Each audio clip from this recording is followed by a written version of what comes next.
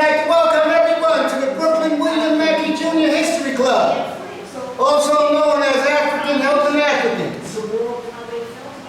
We meet We meet here every other Wednesday in honor of William Mackey Jr., the late, great Alton Maddox, Brother Hassan, El-Hajj Malik Shabazz, Amos Wilson, Louis Ray Rivera, Minister Khaled, Dr. Ben, Dr. Clark, Ivan Van Sertima, Renovo Rashidi, and all the historians, Miss Leola Maddox. And the funny thing about Miss Leola Maddox is with her greatness in the United African Movement. Miss Leola had an old car, and she drove that car from Teaneck, New Jersey every other Wednesday to come down to the United African Movement because she believed in bringing people together. She believed in elections. She ate her dinner at the United African Movement because she believed in bringing people together. So we never want to forget the hard work of Miss Leola Maddox. May she rest in peace. Every Wednesday. All the historians who gave up fame and fortune. So we never want to forget these people because they could have drunk the Kool-Aid like everybody else is doing. They could have took the money, but they didn't. So we're going to bring the camera over to the Amos collection. These books are in honor of Amos Wilson and Brother Sababu of African World Info Systems, so he can continue the great work of Amos Wilson. We have the classic Blueprint for Black Power. We have the Psychology of Self-Hatred and Self-Defeat toward a Reclamation of the African Mind. Amos's classic Black on Black Violence, the Psychodynamics of Black Self-Annihilation in Service of White Domination. We have Awakening the Natural Genius of Black Children, African-Centered Consciousness versus the New World Order. And you hear a lot of wording about the New World Order. Get Amos's classic, African-Centered Consciousness, because that's what we're going to need with this World Economic Forum and Klaus Schwab and Bill Gates. Issues of manhood in black and white, the developmental psychology of the black child, and the falsification of African consciousness. And after you read the falsification of African consciousness, you can spot a phony walking down the street, and there's a whole bunch of them out there right now. So we have these books, S.K. Damiana, Distorted Truths, the Bastardization of African Cosmology. So we have these books and these publications to help Brother Sababu in African World Info Systems. Amos's classic, Black on Black Violence, the Psychodynamic of Black Self-Annihilation in Service of White Domination. You hear it all the time. You got troops from Kenya getting ready to fight the Haitians because the British got their behind kicked by the Haitians. So now they're bringing in some buffers because they know they can't whoop. Everybody talks about black on black violence, what we do in the streets, the shootings and this and that. And they fail to look into Amos's classic and his title, The Psychodynamics of Black Self-Annihilation in Service of White Domination. So what that basically means is we are still dominated by the white man. Our minds are still corrupt. So this black on black violence, every big city mayor, you hear them all the time. But now lately it's a whole nother thing about violence from other people that they're letting come in. That's why Sababu was so genuine that he had to do the psychology of self-hatred and self-defeat toward a reclamation of the African mind. Oh, I don't have Louis Ray's book, but Louis Ray Rivera's classic, Jazz in Jail. This is in honor of Louis Ray. When Professor Mackey left us too soon, Louis Ray Rivera would come down to Mackey's group in African Helping Africans. And he took up the mantle. And he would come down here and he would talk for hours. And we would walk Louis Ray home, and he only lived 2 blocks away. And Brother Louis Ray would talk for another hour and a half. So we miss him, and he has a book called Jazz in Jail. We want to honor Brother Louis Ray. So we also have some publications for the listening audience, because as the book says, African-centered consciousness in the New World Order. So we have some books. You can purchase them off Amazon. Everybody's talking about they banning books.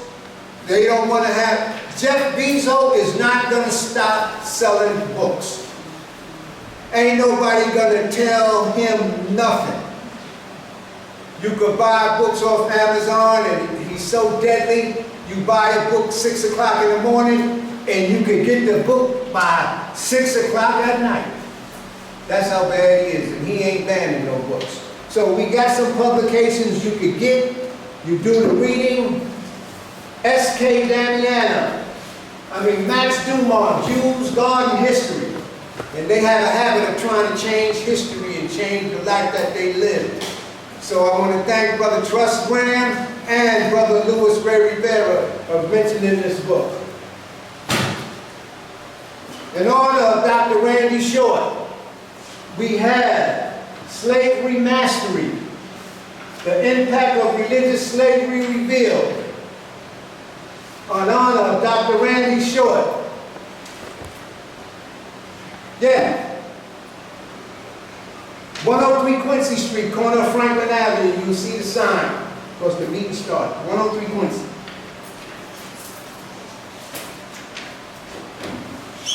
Chancellor Williams' classic, The Destruction of Black Civilization. A lot of people think we had it together in the land of the black, African land. Well, I'm going to tell you right now, we did not have it all together according to Chancellor Williams. There was conflict in the motherland with them different great dynasties. So I want to thank Brother Chancellor with this book.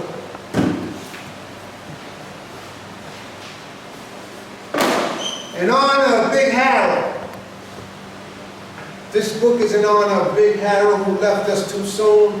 The Transfer Agreement, the untold story of the secret pact between the Third Reich and Jewish Palestine. Edwin Black, and they couldn't stand Edwin for writing this. Edwin Black Classic. Dr. Ben, Dr. Clark, The Greatness, Black Man of the Nile and his family. Dr. Ben wrote this book. He didn't have too many computers. He put the documentation here. And it's a good read. We honor Dr. Ben with this book.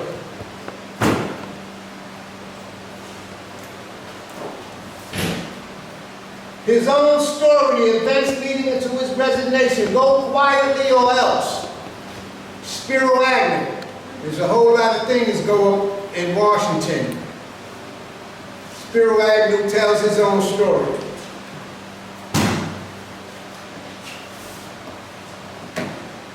You know something? A lot of our rappers and people in the music industry have a habit of taking the names of the Italian gangsters. Well, I found this book called Our Gang, Jewish Crime and the New York Jewish Community from the 1900s and 1940s. And if you stop taking the names of these people and study how they took control of industries, how they took control of city services, international gangsters, and try to incorporate that in yourself, you will understand. So this book, Our Gang, and it definitely talks about Mocha Goldberg, Bugsy Siegel, Murder Incorporated, Big Jack Zellin, Maxie Gordon, Herman Bensley, Rothstein, Jip the Blood Horowitz, Louis Lepke. And a lot of people are under the impression that these prisons, Comstock, Elmira, Greenhaven, were made just for blacks. But if you go into the history of crime, before we got there, these cells was occupied by the Italian gangsters, the Irish gangsters, and we was in there too. So this book is excellent. And the Jews. And the Jews.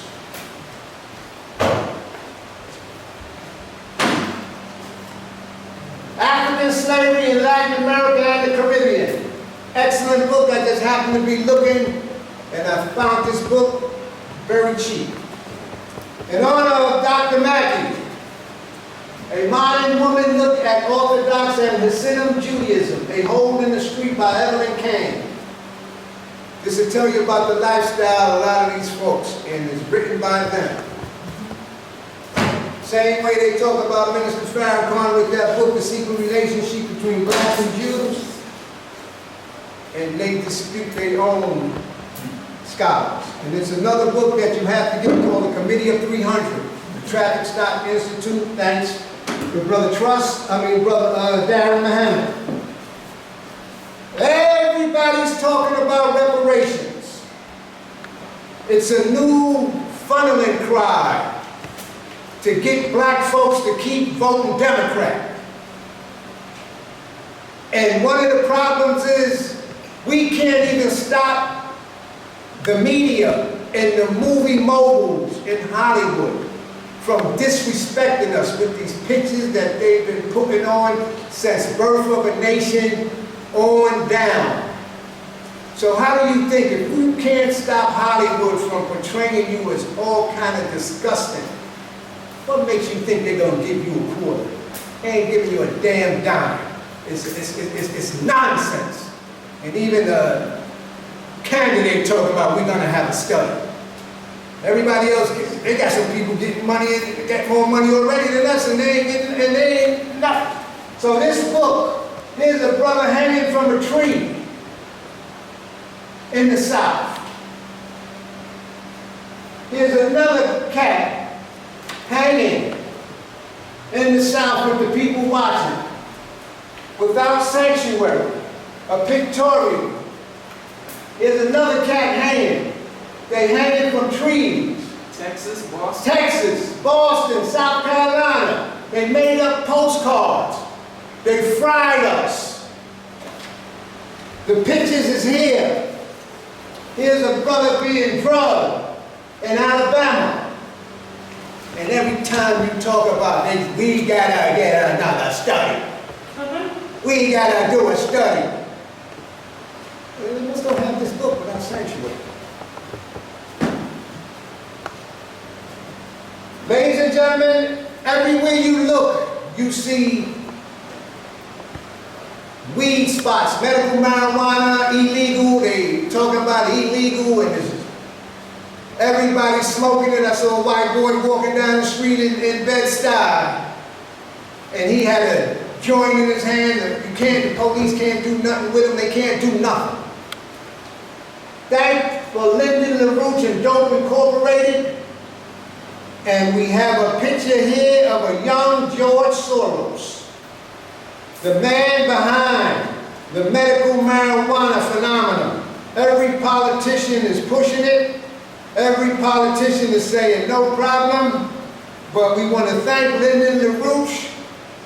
And this is the book that drove Henry Kissinger and the Anti-Defamation League crazy. We want to thank Brother Lyndon and this book, because everybody's smoking that weed. Only funny thing, when you smoked weed in the old days, all you did was start laughing and look for a big giant tuna fish sandwich. I see people smoking now, they're not hungry, they ain't looking at nothing. It's like crack. Unspoken Alliance, Israel's secret relationship with apartheid South Africa. This is an excellent publication, and you can get it on Amazon.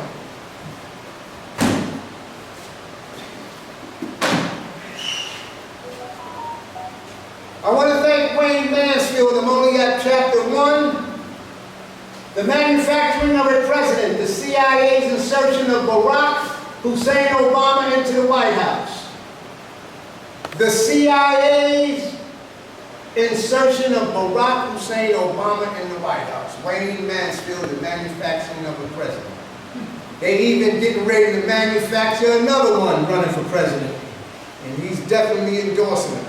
So you better check and read the book.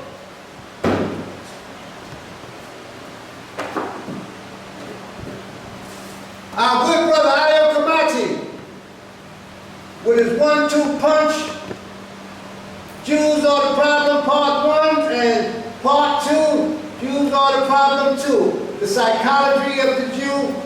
We want to thank Brother Ayo Kamachi for these 2 massive publications, and they're a small read, but you can do a lot of research. Thank you, Ayo Kamachi.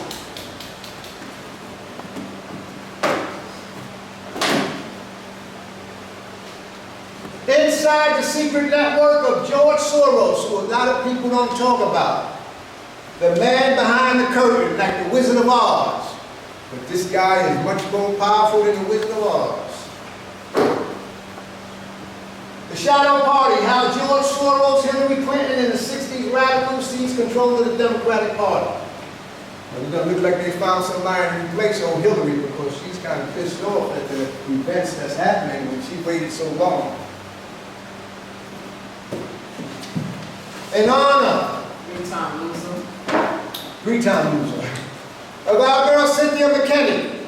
In my personal opinion, the only one that cared about the people of Georgia.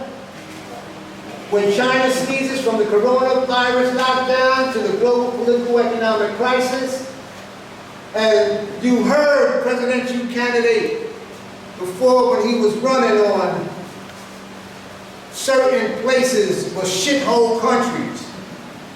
Well, we want to thank Cynthia McKinney for editing this publication, How the U.S. Creates Shithole Countries. Cynthia McKinney. So everybody running around here trying to get mad at the Don for making that statement. I think you better get this book. Dr. Scott Whitaker, our good brother out of Atlanta, Decatur, Georgia, Medicine, the causes and solutions to the disease, malnutrition, and the medical sins that are killing the world. We want to thank Dr. Scott Whitaker on this publication. If you think the 19 is over, the 19 is not over. I found this book strolling the streets of New York, Capitalism on a Ventilator, the impact of 19 in China and the U.S. And they made a lot of money off of those ventilators and killed a lot of people. When you talk about Project 2025, well, let me explain something to you right now. Everybody that left on a ventilator, their benefits left with them. So you run that Project 2025 nonsense. Presidential candidate, and my man, Robert Kennedy, the truth about Anthony Fauci, and Dr. Joseph McCullough, the truth about CO-19. Robert Kennedy did an excellent job. And if you think this thing is over, it's not over. We want to thank Robert Kennedy. He's so bad he came out with 2 more. These are doctors. Dr. Brian Hooker and vax versus unvax. Let the science speak. The Wuhan cover-up and the terrifying bioweapons arms race. Kennedy and his people did excellent work on this, and you can get these books on Amazon. We have a few here just for the listening audience. If anybody went on YouTube and saw the congressional hearings when the senators, Rand Paul and all of them were grilling Fauci, well, Rand Paul wrote an excellent book, The Great CO Cover-Up. He's a senator too. Get this book. And Christine Parker, that black woman. Everywhere you turn around, family, you're seeing people collapsing on stage. We just had a entertainer just collapse on stage, and every time you see a young person, a football player, or somebody leaving us due to a heart attack. Well, our good brother Edward Downs, forwarded by Robert Kennedy, and he used to work for BlackRock. And he has a video, it calls Causes Unknown, the epidemic of sudden death in 2021, 2022, 2023, 2024, and going into 2025, where you find out that why are these people, you know, these are youngsters. These are young people. And BlackRock is These are young, Hitler. these are young people.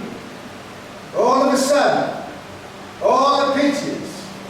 So we want to thank Edward Down on this. I'm gonna give your family a few community events that's going on for you to go to.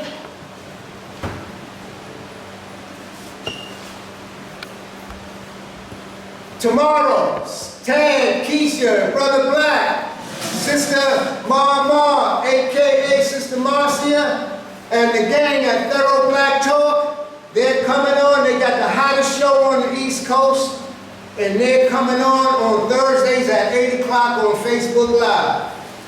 Also, we have a Philadelphia connection with Sister Empress Chi and the Million Women's March. That's our Baltimore family, Saturday at 10:30. The number is 1-319-527-6189. Sister Empress, Brother Lumumba, Sister Pam Africa, and all of them out of Philly are doing an excellent job with their show. Ayo Kamati, the Irritated Genie, on Sankofa Revolutionary Radio. Brother Anthony Mohammed, that's WSYP 95.1 Birmingham, Alabama. And that comes on Ayo Kamati, and he has his publication, J's Are the Problem Part 1 and Part 2.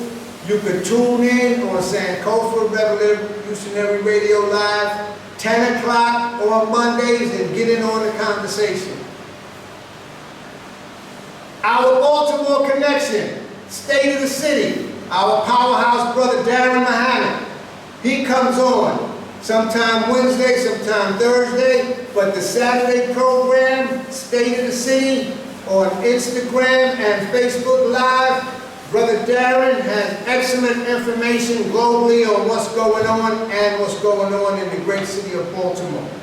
And this Saturday, they're going to have the monthly Kicking It with Brother Ayo Kamati, coming in from Washington, D.C. That's going to be at the Terra Cafe, 25th and St. Paul, and it's an excellent program. So we want to thank Brother Ayo, and he's coming up with a book tour.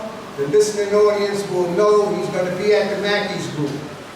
All right, ladies and gentlemen, every Tuesday at 7 o'clock, Dr. Aline, your immunity program. Dr. Aline comes on and he's kicking out some information on the C9, and he has an excellent program. Look on Your Immunity Project and California Radio. That's Dr. Aline, and the information he's giving out is unbelievable. Our African Echoes family with Brother Trust Graham, the African Echo Study Group that meets in Newark, New Jersey, every Saturday, every Friday at 8 o'clock, and they're doing the psychology of self-hatred and self-defeat toward a reclamation of African mind. Brother True, Trust, and the gang, Brother J. God, and everybody is doing an excellent program in African Echoes in Newark. The study group is so serious that they not only give you a one punch on a Friday at 8 o'clock, they come back on a Saturday at 1:30 with the Know Thyself study group out of Asbury Park. Brother True is the moderator, but Trust is the moderator. Brother True runs the group, and those Asbury Park brothers are getting it on, and they're doing the destruction of black civilization with Chancellor Reed. If you haven't remembered, Dr. James McIntosh and the Simultap organization comes on Tuesday at 10 o'clock in the a.m. So the Minefield program comes on Tuesday at 10 o'clock on WBAI, and Dr. Mack is bringing it live with the disgusting cartoon Sigma on Good Times. And it's degrading us so bad, it's unbelievable. And the sad thing about it is some black folks involved with it. So don't exclude them. They knew what they was doing. If you think you're going to get something and you can't stop them from degrading us with this good time thing, I don't know what's going to happen. All the programs that you want to look at, from the Brooklyn Mackey Junior History Club and African Helping Africans, are on YouTube. You could go into the programs. Our good friend Dr. Lewis, Mike, and everybody, Sister Keisha, Chad, you go into. So anytime you listen to a speaker and you want to go back and see what the speaker's talking about and check it out and see if he's telling the truth, you can view all our lectures on the Brooklyn William Mackey Jr. History Club on YouTube. So ladies and gentlemen, thank you for the community events. And our good friend, a lot of things is happening in the Sahel region of Burkina Faso, and according to the news, they just kicked the French out and took control of the gold mines. 2 gold mines. So Africa is on the move. So you have to really start wondering why the gatekeepers and all of them wants to bring some stuff over there to start injecting people. But it basically, Burkina Faso has officially naturalized 2 gold mines, reclaiming them from the British company previously as Africa's largest miners. Burkina Faso is the 4th largest gold producer in Africa. So Africa is on the move. And no matter how they try to tell you it's all slummy and bummy and all kind of stuff going on, that ain't happening. They don't want you to know the real thing that's going on. So, our good friend Dr. Arthur Lewis is doing a docu-series on the Sahel region, Burkina Faso, and what's happening in Africa. He's been with us through thick and thin, African Helping Africans. Ladies and gentlemen, and the people that came out to support the Mackey group, give yourself a great big hand. And thank you for coming out. Ladies and gentlemen, sorry I took so long, but we're going to give the chair over right now to our good friend, Dr. Arthur Lewis. Give him a great big hand.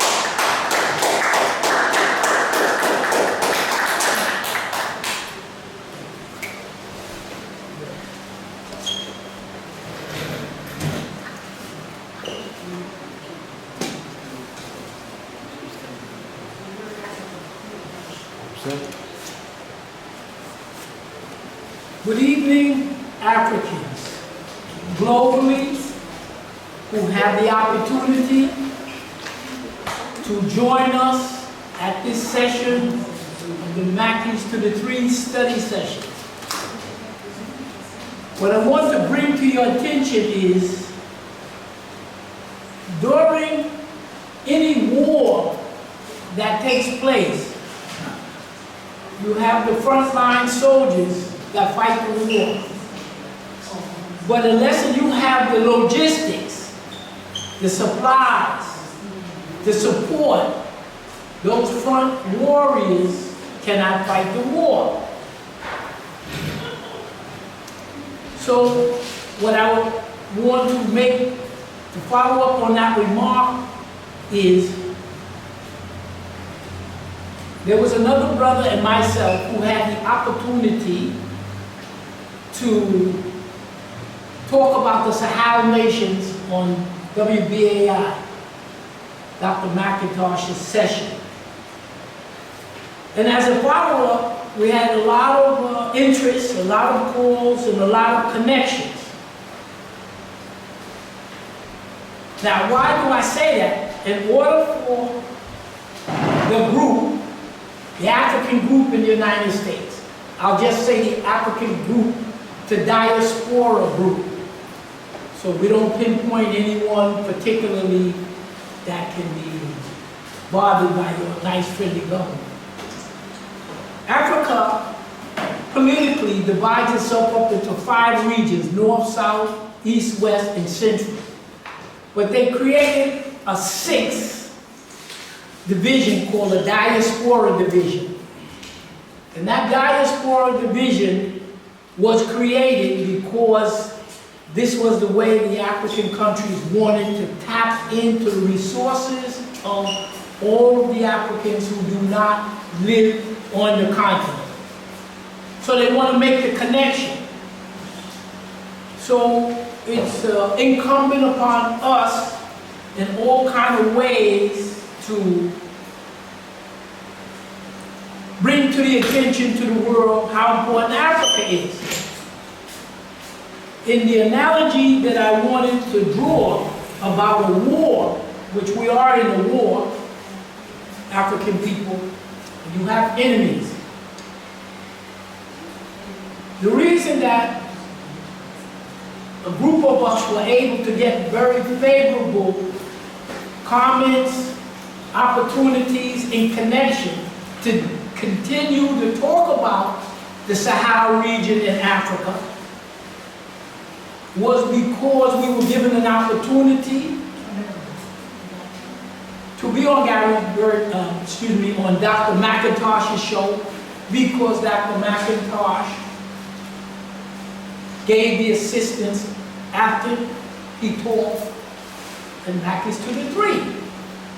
So those very important connections would not have been possible by the diaspora had we not appeared on on Dr. McIntosh's show the last week we presented.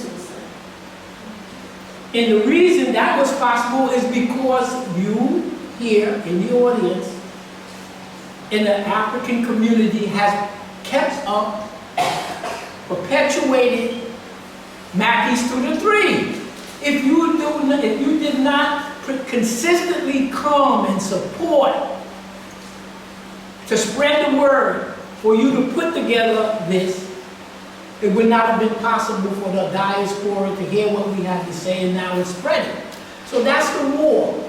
The fact that myself or others may have been contacted subsequent to that show, it was through to Dr. McIntosh, and that was possible because of Ray Ray and all of his crew and all of you to be here. So the war is a collective war. Some of us, like myself, you give me the opportunity to talk, and that's part of it. So what I'm saying here, everything is collective. There's no one individual that's more important than anyone else, because if it wasn't for Mackey's 2 to 3, what was presented here, Dr. McIntosh, the interview we did, and now it's national. So that's important. Everybody here plays an important role. So I'm just trying to play my role. We have a handout. The handout is 8 pages. And in the handout, you have a picture.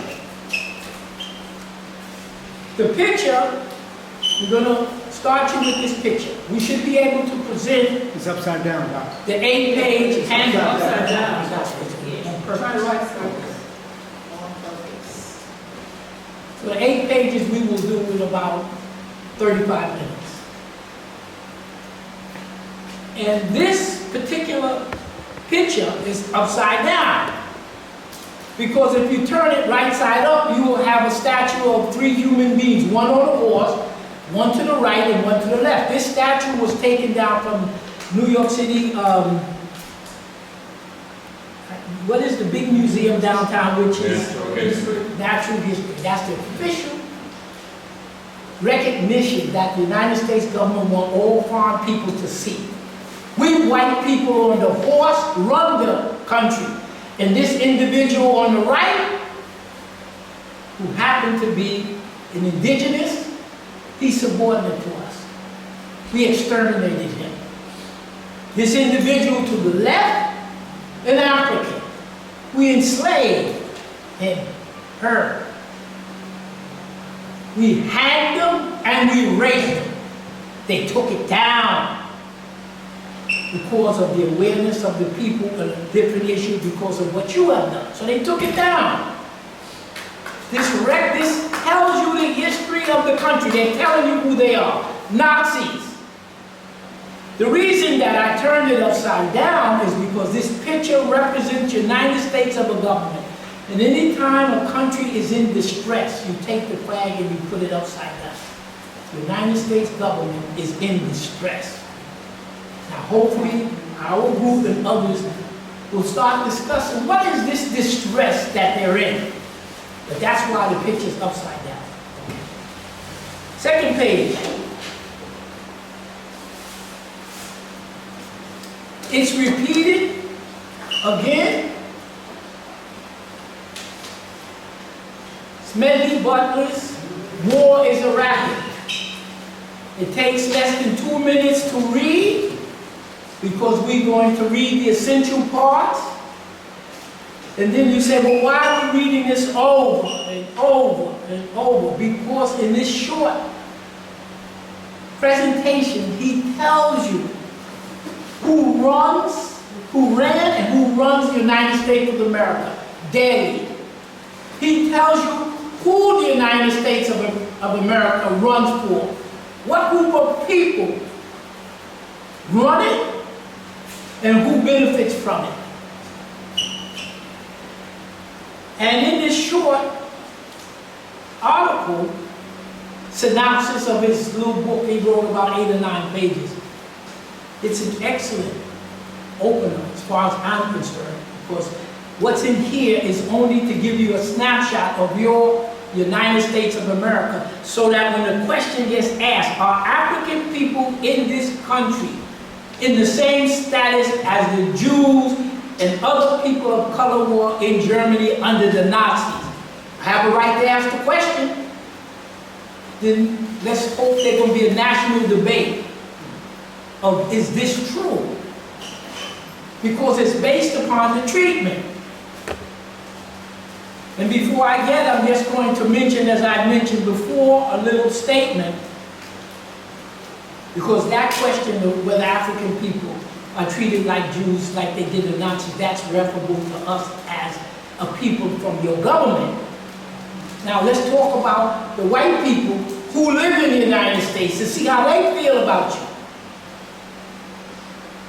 And I repeat again, many years ago, my wife and I and others went down to the auditorium at City College on 68th Street.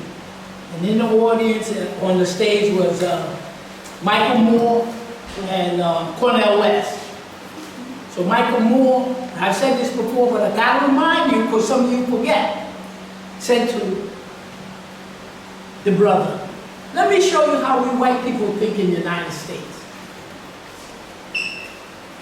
He said, I'm going to ask a question. The only one I want answering is white people. There are only about 10 of us that obviously had some color. They're almost all white. WBAI, when they down there.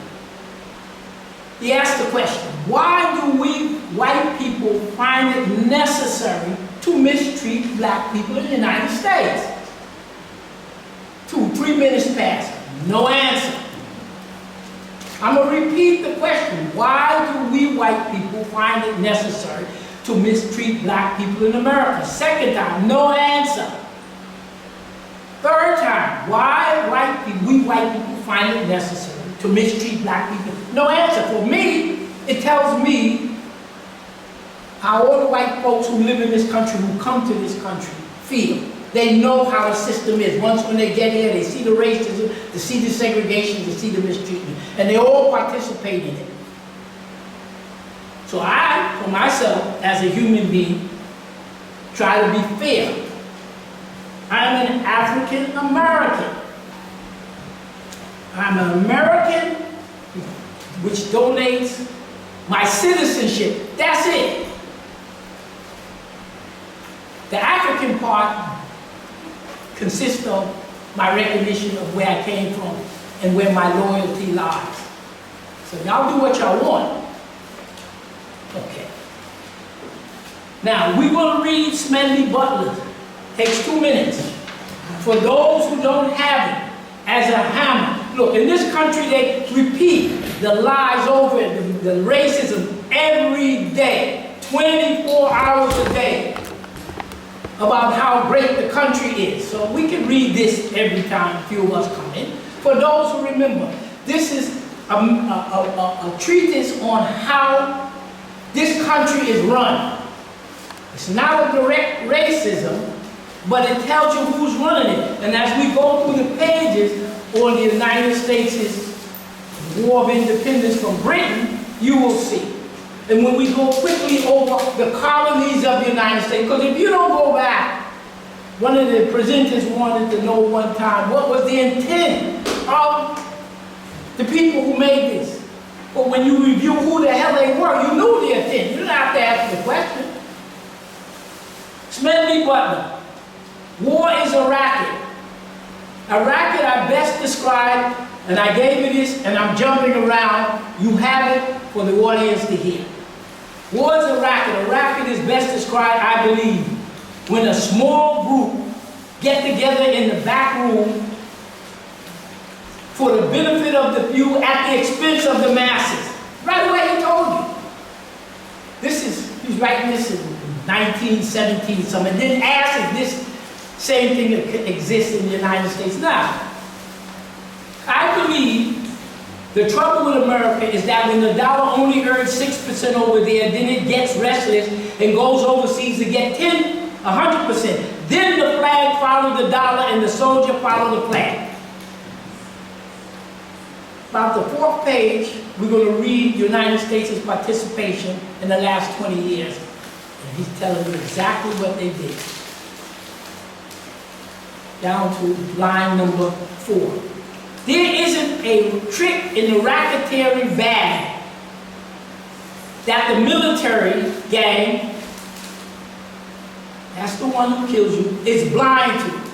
It has the finger men, who's the bad guy, to point out the enemy, the muscle men to destroy the enemy, the brave men to plant war preparation, the big boss super nationalist capitalists. How the hell you have 350 million people in this country, they say, and you've got what? 30 billion, 1,000 billionaires?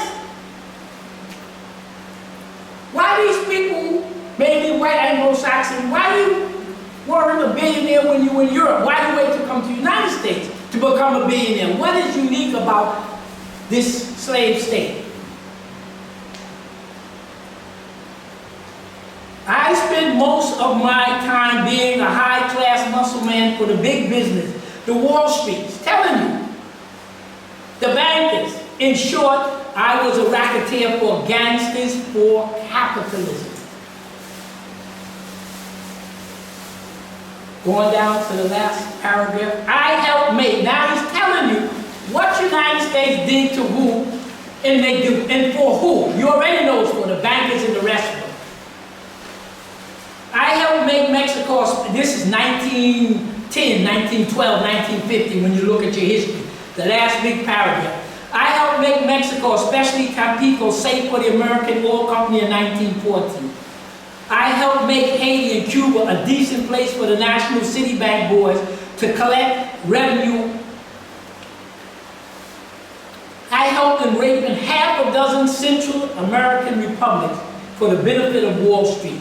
The record of racketeering is long. I helped purify Nicaragua for the International Banking House of Brown Brothers in 1909, 1912. Where have I heard this before? I brought light to Dominican Republic for American sugar industry in 1960. In China, I helped to see it Standard Oil provide. Better let it sink in. We're going to the next page. I'm going to read. Takes me about a minute and a half for those who don't have it, to show you that what type of government you have. They say you have a democracy. You don't have a democracy. Democracy means you vote.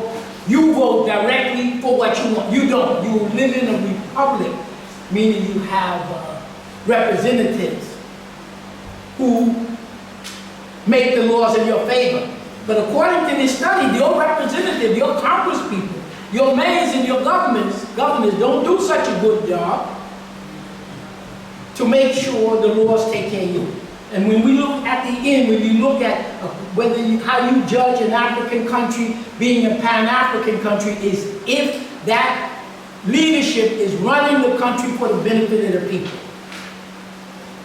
Oh, the African countries are corrupt.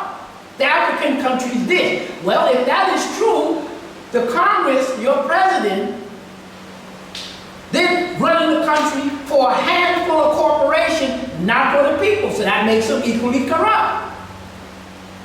But we don't discuss any of this. So let's go. The study, U.S. Congress literally doesn't care what you think. These two authors are saying that the people who's supposed to make this a republic to do what's best for you, he's saying, for my documentation, you in big trouble. Here, have you ever felt like the government doesn't really care about what you think? Professor Martin Gillen, Princeton University, and Benjamin I. Page, Northwest University, looked at more than 20 years worth of data to answer a simple question. Does the government represent the people? Their studies took data from 2,000 public opinion surveys and compared it to the policies that ended up becoming laws. In other words, they compared what the public wanted to what the government actually did. What they found was extremely unsettling. The opinion of 90% of Americans has essentially no impact at all. This is from the study of the actual law. So you think those people who look like this wall running around, and those people who look like this brown cloth, you think any of them mean you any good? That's what I do with Sister McKinney. I don't know anybody else in that Congress give a damn about you. They said it. I didn't say it. Dr. Lewis, you're not a good American. I'm only reading. Princeton University study, public opinion has near zero impact on U.S. law. So that's telling you when government and private industry work together to govern the country, they call it fascism.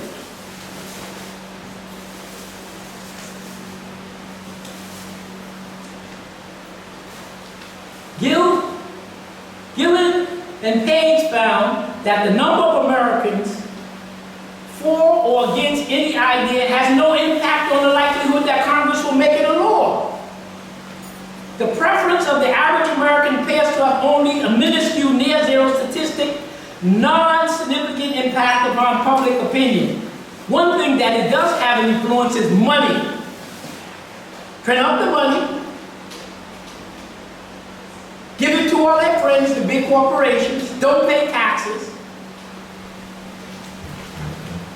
The last time this capitalist system collapsed, because it collapsed about every 4 to 7 years, was in 2019. They covered the collapse with the COVID. They opened it up again. Put 50% of the workforce was put unemployed, according to their statistics, worse than the 1929. 50% unemployed. Half of the people unemployed never got assistance.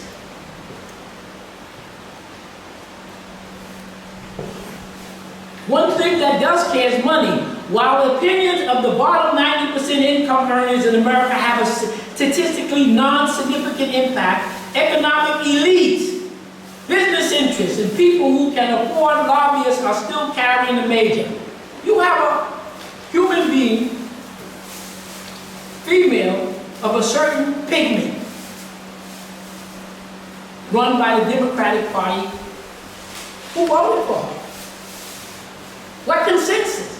Who put it in? These people who run the country, Anglo-Saxon Protestant males, the same ones you're going to find when we go through the Constitution and the rest of it. So that you understand that nothing changed now than it was during official slavery. You were in unofficial slavery. They spend billions influencing government. We give them trillions in return. And then you can read the rest. So what happens is, you don't have a government, you don't have a democracy. You have a republic that doesn't work for you. So by that definition, the government of the United States is not taking care of its people. The same claim they put on the internet about African countries, they don't take care of their people. Okay, let's go back, snapshot. The U.S. American colonies, 1600. I just used the word U.S., there was no U.S. at that point, so that you know what we're talking about. So we're going back in history a little bit. The enslaved that were brought here first by the white English were white Irish. They couldn't do the work, so they came for you. And then later in the 1800s, when there were so many revolts in the Caribbean countries and in the U.S., they told the king, we can't use any more Africans, too much revolt. So they went and got the Indians, the people you call Indians, up in Pakistan and India.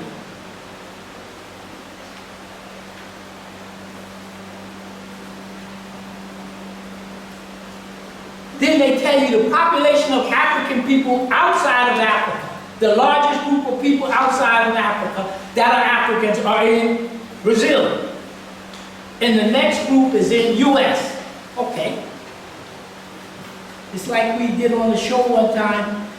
I was fortunate enough that allowed me to come to a show with him, and he asked me to, give a little opinion on this. What was it, AIDS did? You know what Lambe said? There's 600 million Africans in Africa. I said, they're not 600 million. There's a billion. And he asked me, where you got that? I said the CIA wasn't counting and I wasn't counting. So you figured out what you want, the way these things go.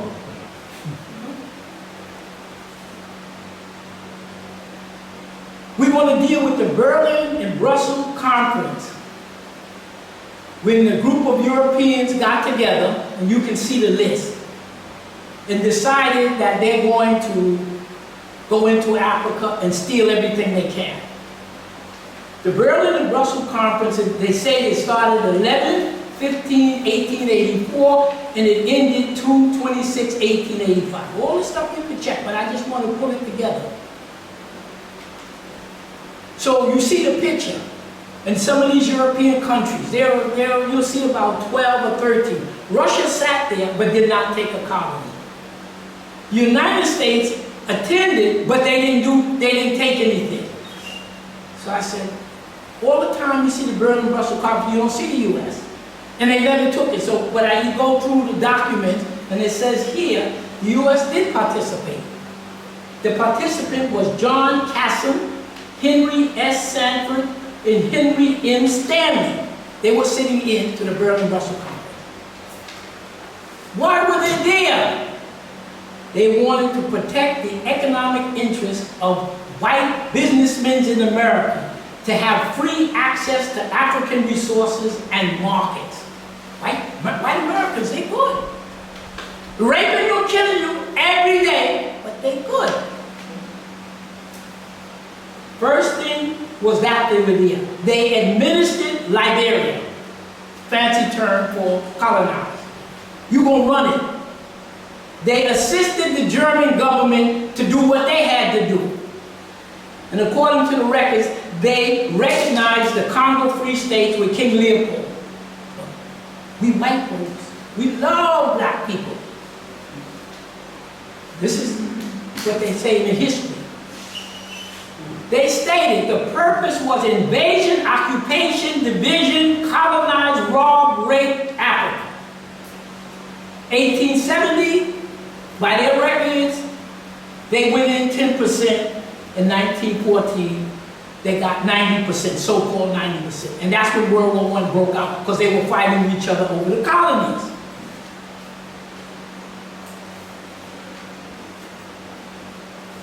United States of America, 1945. How did the United States get to have corporations in business all through Africa? They didn't take any of these. So according to the records, they had what they call World War I and World War II.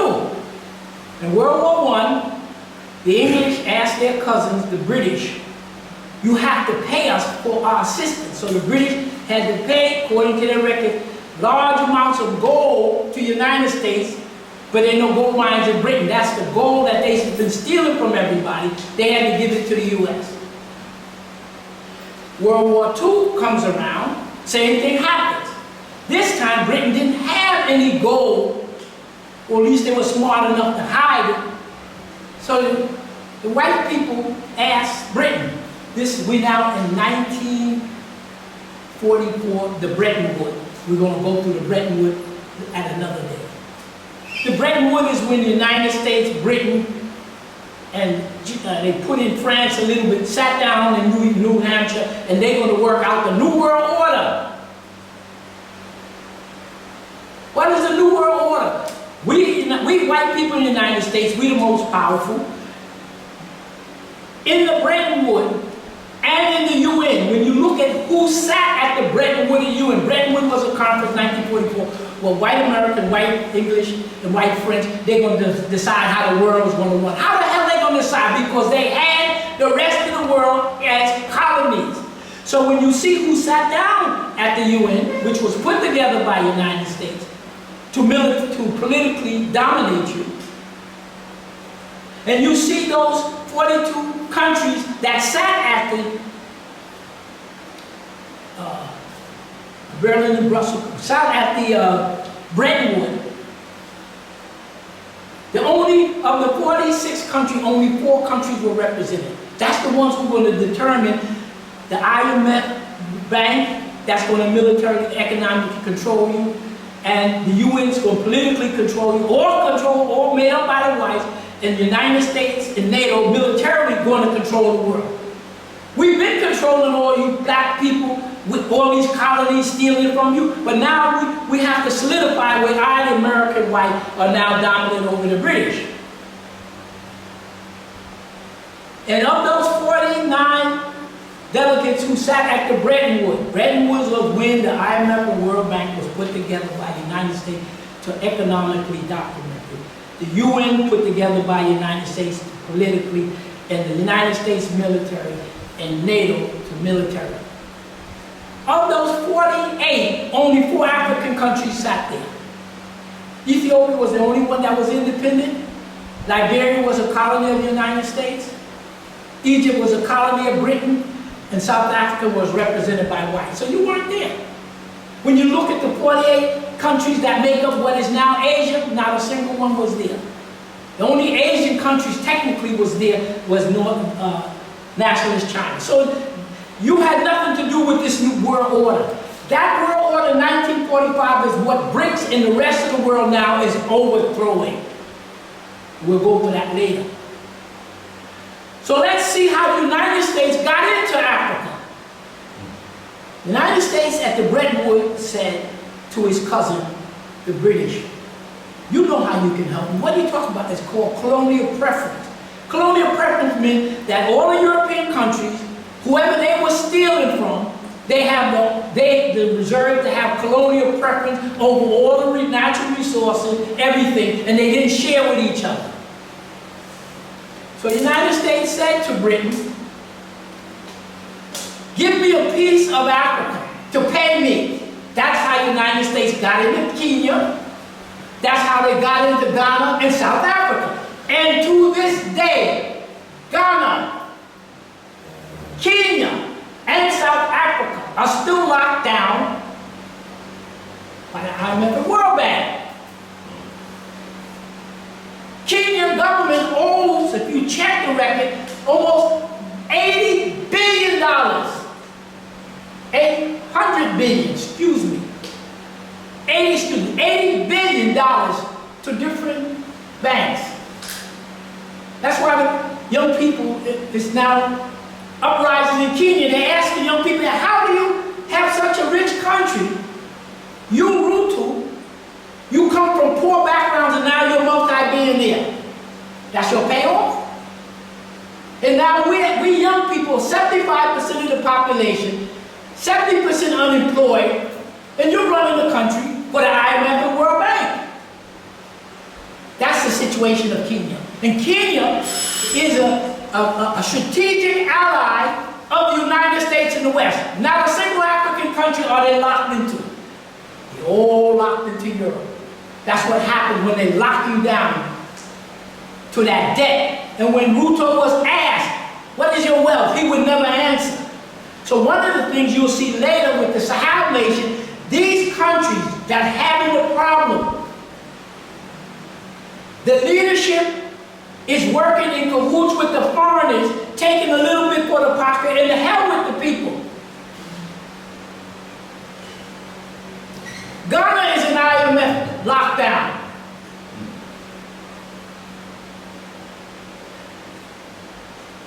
Ghana is not controlling its gold. They're giving it to foreign countries away to take the gold away. With the Sahel nation, they stop all gold exports and they provide their own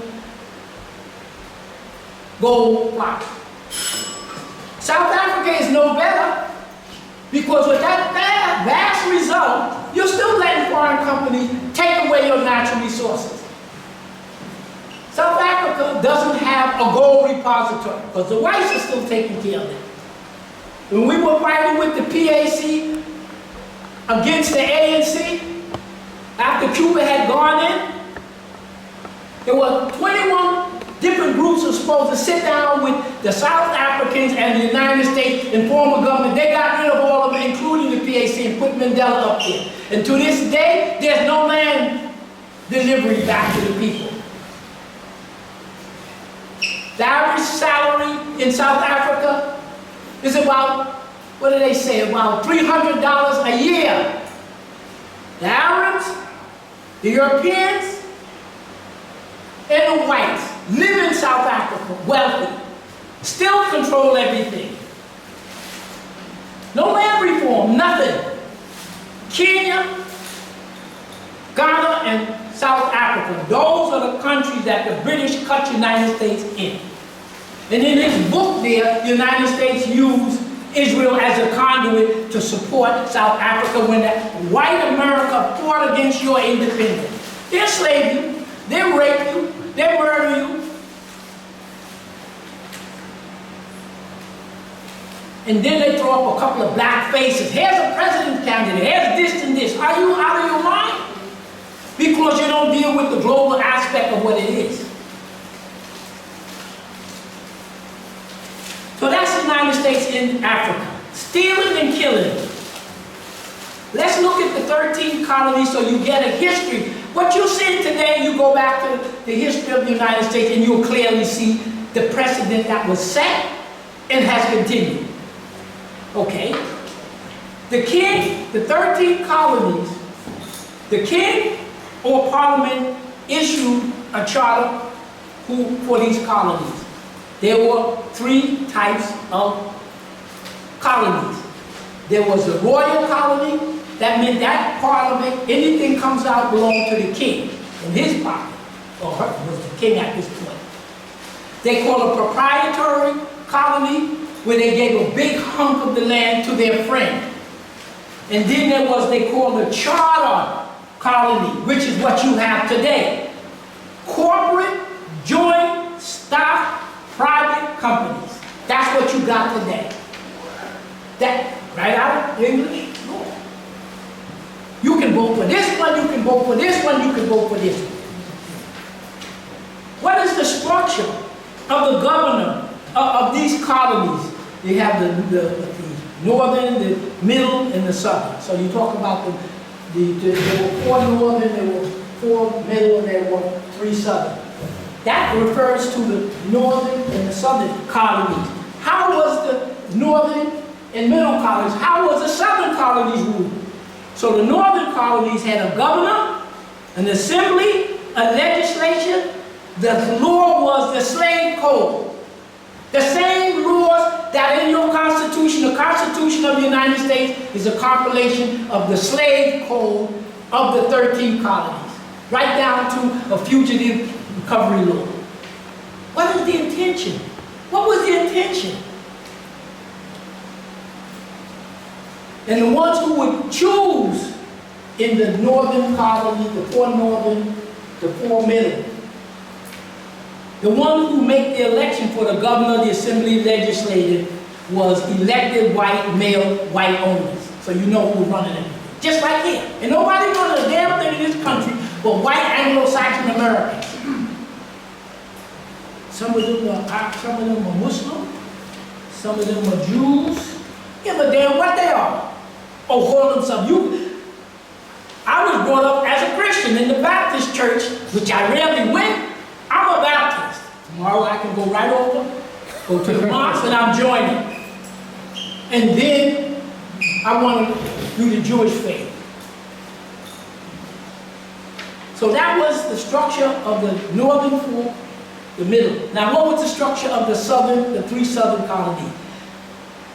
Planter, servants, and enslaved. Nobody's voting.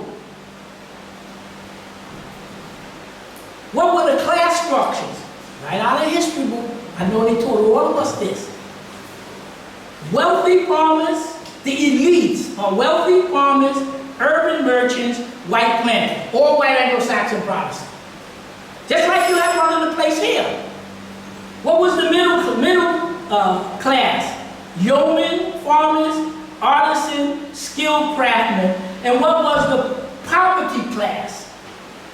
Subsistence farmers, day laborers, enslaved enslaved Africans. Let's go to the next page. We're more than halfway through.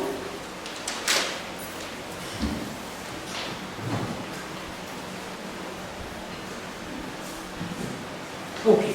The last 3 pages is dealing with the post-9/11 war that the United States conducted. And the page after that is something from the French, and then we're going to see why the Sahel countries are the way you have to go to help the African countries.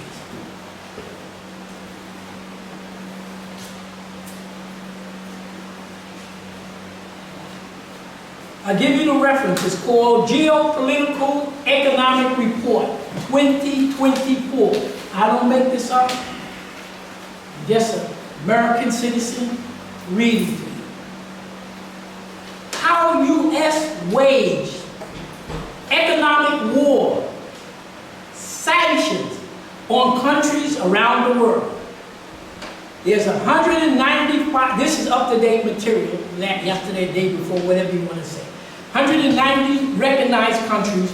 The United States has 1/3 of them under economic sanction. 25 countries, mostly African, Asian, Latin America.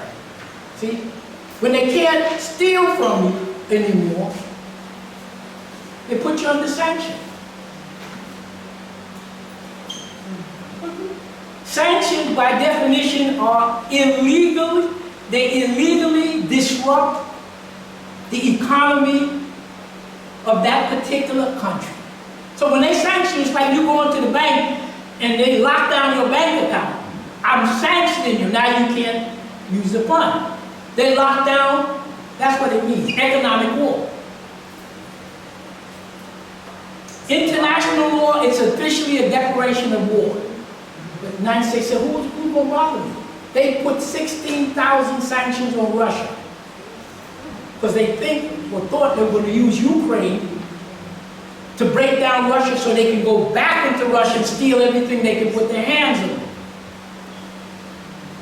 Economic sanctions, commercial, financial penalties, disruption of trade, freezes access, prevent economic trade of goods and services of essentially food, medicine, and other things.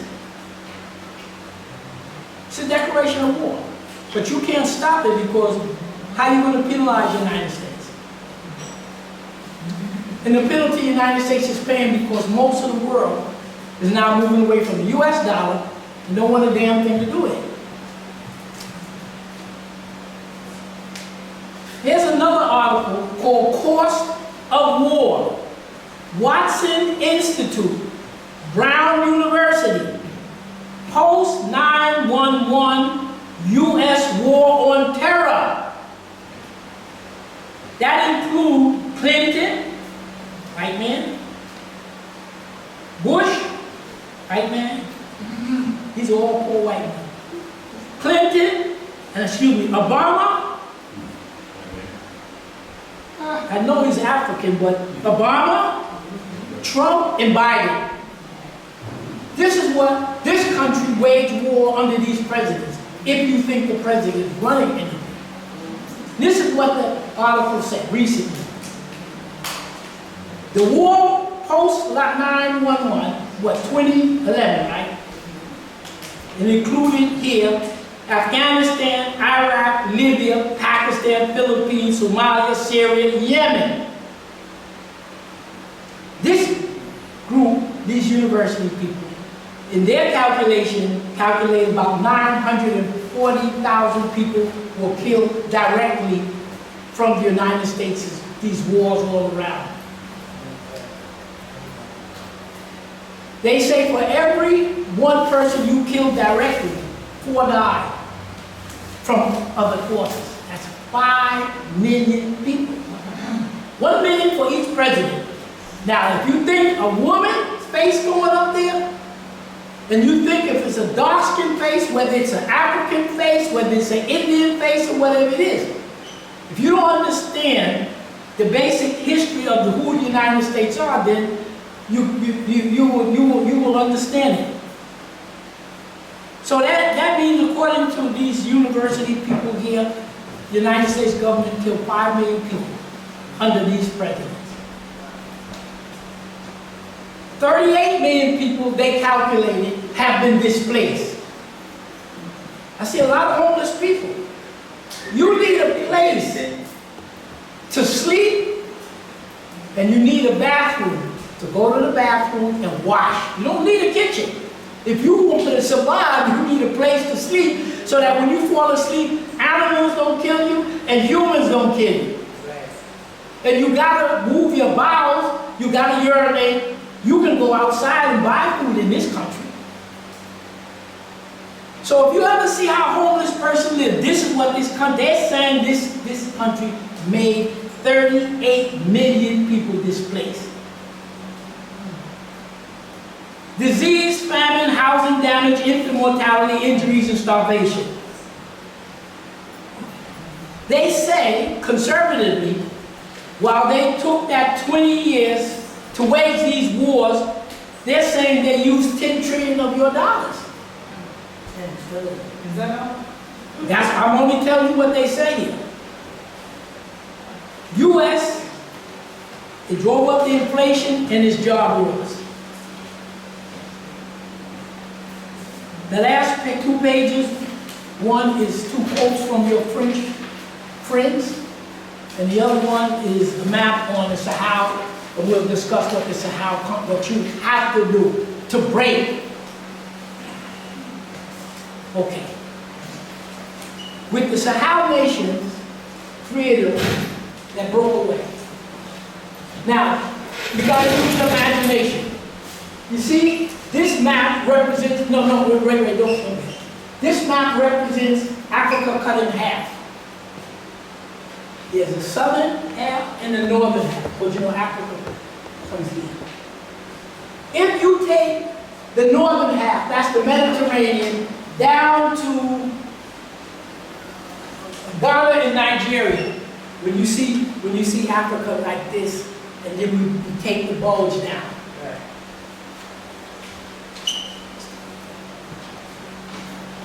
This strip, the elders help us. See this strip? That represents the Sahel nations. That's exactly what happened in Africa. This is West Africa, the Atlantic Ocean. This is East Africa, the Red Sea. In there, in the crosshair, you have Mauritania. So in other words, what you now have is a desert. See this desert? Then you have the northern, there are countries in Africa. There are 5 countries above. Here's the desert. This is the Sahara Desert. So these Sahara countries run just below the Sahara Desert. And they border the typical West African country, Ghana, Guinea, Benin, Togo, Nigeria. This is what they call a Sahel nation. You have Mauritania, which is here. You have Senegal. You have Mali, Burkina Faso, Niger, Chad, Sudan, and Eritrea. That's the Sahel, whole string of nations. From here to here, you're looking at least 4 million miles. So if you go from California to New York, it's 3 million. This is at least 4 million. Above the desert, this desert, that's the Sahara Desert, you have a number of countries. You have Morocco, Algeria, Libya, Tunisia, Egypt. That makes up the north. And some of your white commentators want to know whether or not these northern people are Africans. So take King Mohammed VI, put him in his room. Just a little lighter skinned brother than most of us, thick nose and thick lips. So they want to make believe that people didn't mix, that we don't come to all colors. Okay. These 3 nations are called the Sahel nations. Now, before we end up here talking about it, I want to read to you what your friend, a former French economist, said about what the Sahel is doing. So in other words, you have these 3 countries, Mali, Burkina Faso, and Niger. When you look at them on the map, they almost match the Mali Empire, the old Mali Empire, that's what they are. And then when the Europeans were coming, they took the Niger River and they cut it. The French took this chunk of Africa and called it Niger. And the British took this one called it Nigeria. Remember what they told you? They want to come in, murder, rape, and steal. That's what they say their words are. And these 3 countries, Mali, Burkina Faso, and Niger, they institute a coup. Coup means to cut. What they did was, the military took over the civilian government.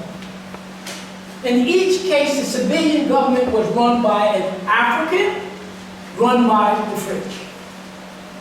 Same way you got all these black people running, puppets running for president, running for vice president, running for Berlin mayor. You have a mayor, correct me if I'm wrong, came on TV and say, we're taking your tax dollar and we're going to give it to the people you illegally let in. And we're going to neglect the infrastructure in New York. We're going to neglect the schools, and they say neglect the police force, which I don't believe. That's what they're telling you to your face. That's how they take care of you. But you can't make a coup. That's why you got police and National Guard to stop a coup. So these three countries were faced with insurgency. So when you look at these countries, most of the people live in the lower half of each of these countries. Because the upper half is semi-desert and the lower half is not vegetation. And in 2020, the military kicked out the president of Mali. 2020, yes, 2020. And then it followed 2022. They took over, kicked out the puppet president in Burkina Faso, and in 2023, they kicked out Nigeria.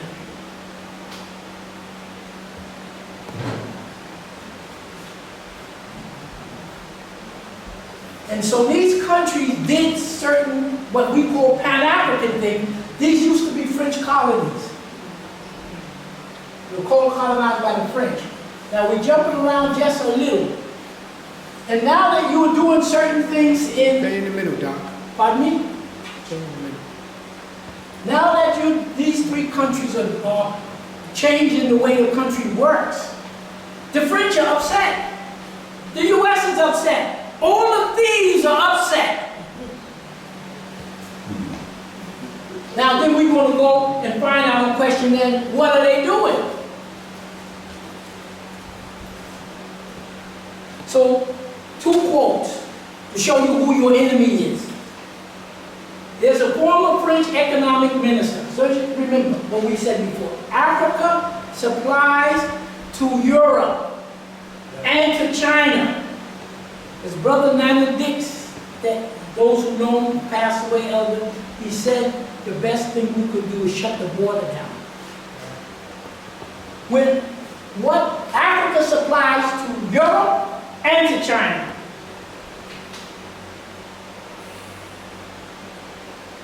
Oil, gas, wood, coal. You need energy to run any society.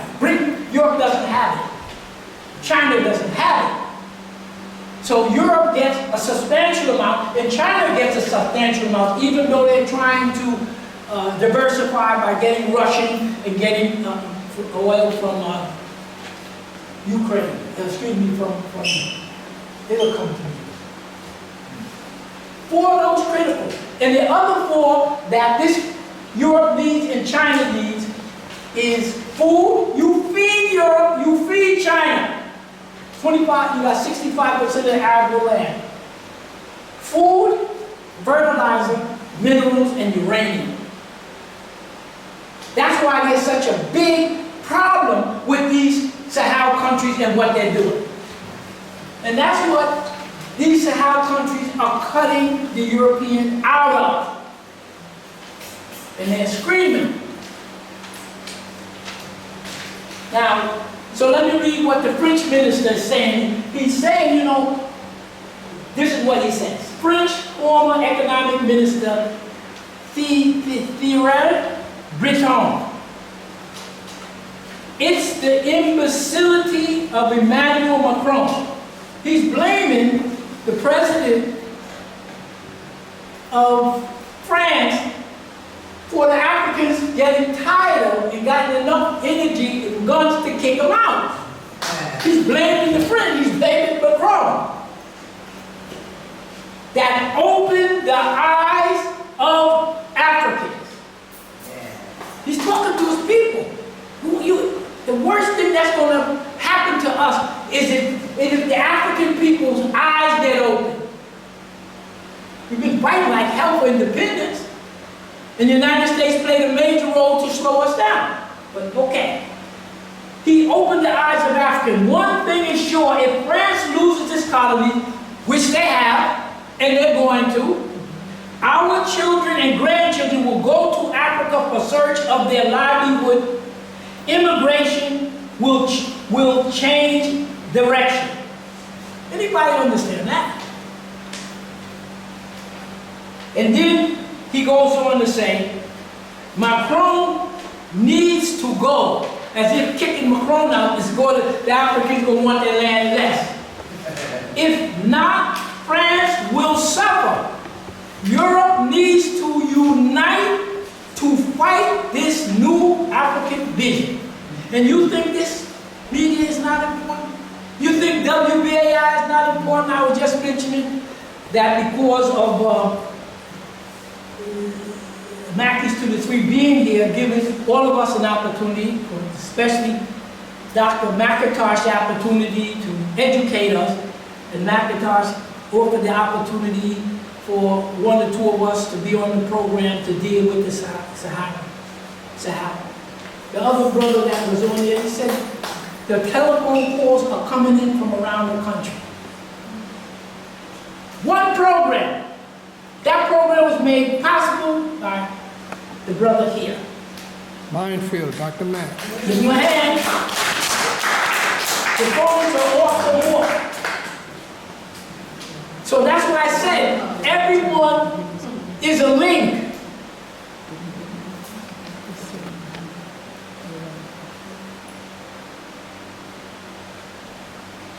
Pan-Africanism is the threat.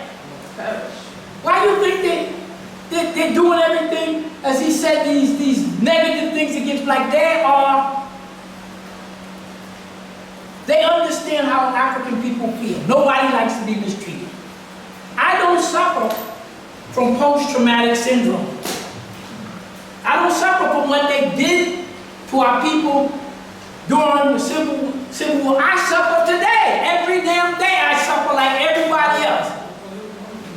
That's why I am who I am, or what I am. Not because of post-traumatic. We know that was bad, but it's what they're still doing to you.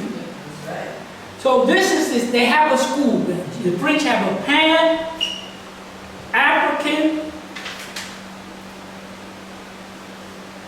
Pan-Africanism is the threat. That's what their school, that's what their intelligence service are saying. France School of Economic Warfare is a French academic curriculum devoted to competing intelligence, freedom, preaching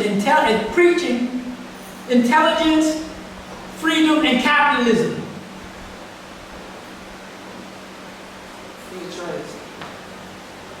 Belligerent state with goal of undermining the economy from other states. They have sent the United States. All of this negative about our culture.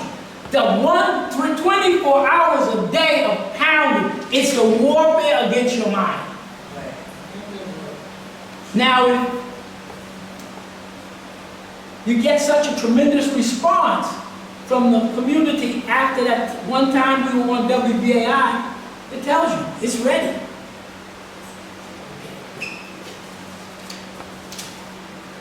We're going to end, you have on your last page, Burkina, we're ending in another 5 minutes, this map of Burkina Faso. All it is a schematic. See, when Burkina Faso, using in any one of the African countries, was under the French, the only one who could do business in Burkina Faso and stealing the gold, the uranium, the nickel, the only one who could steal is the French. They won't let anybody else come to steal from the government. Okay, I'm going to give you an example as I wind down of Nigeria, of Burkina Faso. But Nigeria is one of the classic situations that existed at the time that Burkina Faso made its coup or turned the government over. You trace it 2022 in Nigeria 2021, 2023.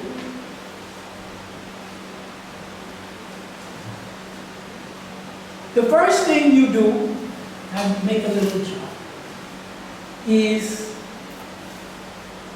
when you make the coup, it's not my originality. This is what you do when you make coups. So they say.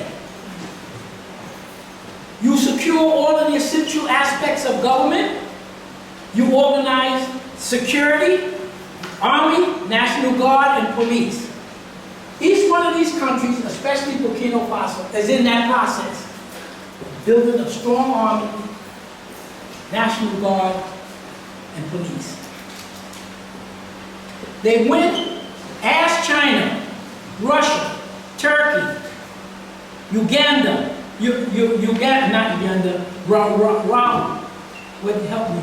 Rwanda. What is it? Rwanda. And North Korea. They rapidly got what they needed. Pistols, machine guns, tanks, airplanes, helicopters, and drones. That's why when the coups came in 2020, 22 and 23, 90% of the northern part of Niger, northern part of Burkina Faso, and the more northern part of Mali was under the control of, I call them jihadists, some people call them terrorists. 90%. And that's where all the gold mines were. So while these jihadists was giving them trouble, let's date the United States and NATO, they killed Gaddafi and they destroyed Libya in 2011. In 2012, all of these jihadists, terrorists, in all of these countries, that's when it started. The United States used the jihadists against Gaddafi. They used it when they started the civil war in Syria. They used it when they tried to push the Muslims to revolt in Russia in the First and Second Chechen War. They used these people when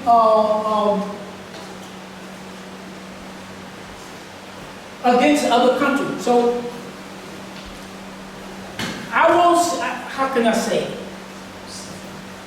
We came about some information that is accurate.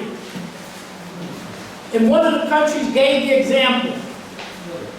They went to this group of people in the Sahel. Because the Sahel and this desert area, there are all kinds of people there, all colors. People living in harmony. So it was said that the French went to this group of people in the northern Mali and said, you don't want to be ruled by these black people. We will give you arms. Now, who are the people they talk about? Everybody who looks like one of us. We'll give you arms to fight against them. So the countries of the Sahel, Algeria, they all know who put those jihadists there. It was the West. What the West is, some people say it's the U.S. and Spain. Everybody knows it. It's been congressional hearing on the TV. Those jihadists, now how are you going to operate 3,000 miles across the United States? 3,000 miles, right? They're jihadists from Senegal all the way over to Sudan. How do you operate 3,000 miles? Where they getting the motorcycles? Where they getting the fuel? Where they getting the rockets? Where they getting everything? The West. And then what they did was they cut off the northern 8% of the country. They were mining the gold. Most of the gold that is sold in Europe and sold in the United Arab Emirates is stolen gold they've been stealing from these three countries. So the gold has been mined. They kept the government weak from the time of Gaddafi, 2011, up until the first coup. The West was mining gold, all of Mali's gold, all of Burkina Faso's gold, and Niger's gold. That's what they were doing. One of the reasons jihadists was there, not only to disrupt the government, but also they were stealing the gold. So the gold went through here, it goes north through United Arab Emirates, wherever they sent it to be refined, and that's where Europe. And anybody buying gold on the market comes from these three countries. And what these three countries did was shut down the gold. They used the military to retake the northern part. So they brought all these gold mines under their control. And they're mining the gold, they're making gold blocks, they're setting up a, what do you call it, when you put up all your money, depository? And that's going to back their dollar. So in a couple of years, these three countries, money will be backed by gold. The United States is backed by nothing. And that's what the BRICS and the rest of the world said. As they're redoing the Bretton Woods to get away from the United States, you barter with each other, and you back your gold, you back your currency with raw materials. These three Sahel, most, whose Mansa Musa was the one with all the gold, right? Yeah. That's where you think he got it from. So that's most of the gold they say that is sold illegally on the open market was coming from these three countries. Mined by the British, the French, and the rest of them, because in Nigeria, the United States had a drone base. So what they're saying is, between the time they knock off Gaddafi, so when they took Gaddafi, they killed him. They took a group of human beings, I don't know what you call them, who then took their fellow citizens, the darker ones, and put us in slavery. The United States stole Gaddafi. I used Gaddafi's symbol of the country, stole Gaddafi's its silver, stole their gold, stole the oil, and damaged the pipeline. Under the Sahara, you have a massive ocean of fresh water. It's called glacial fresh water. It's been there for thousands of years. And Gaddafi was tapping it. So these Sahel nations you see, at least they have it. In the United States, they're destroying it. With this, what you call this? Mining. Fracking, yes. Fracking. So what they have done is they have, with the help of Russia, all of the other countries help, they have a strong military. So I may be misquoting these figures, but what I picked up from what's in the media, and that's only way I'm getting my information according to this, from that. What's one of them?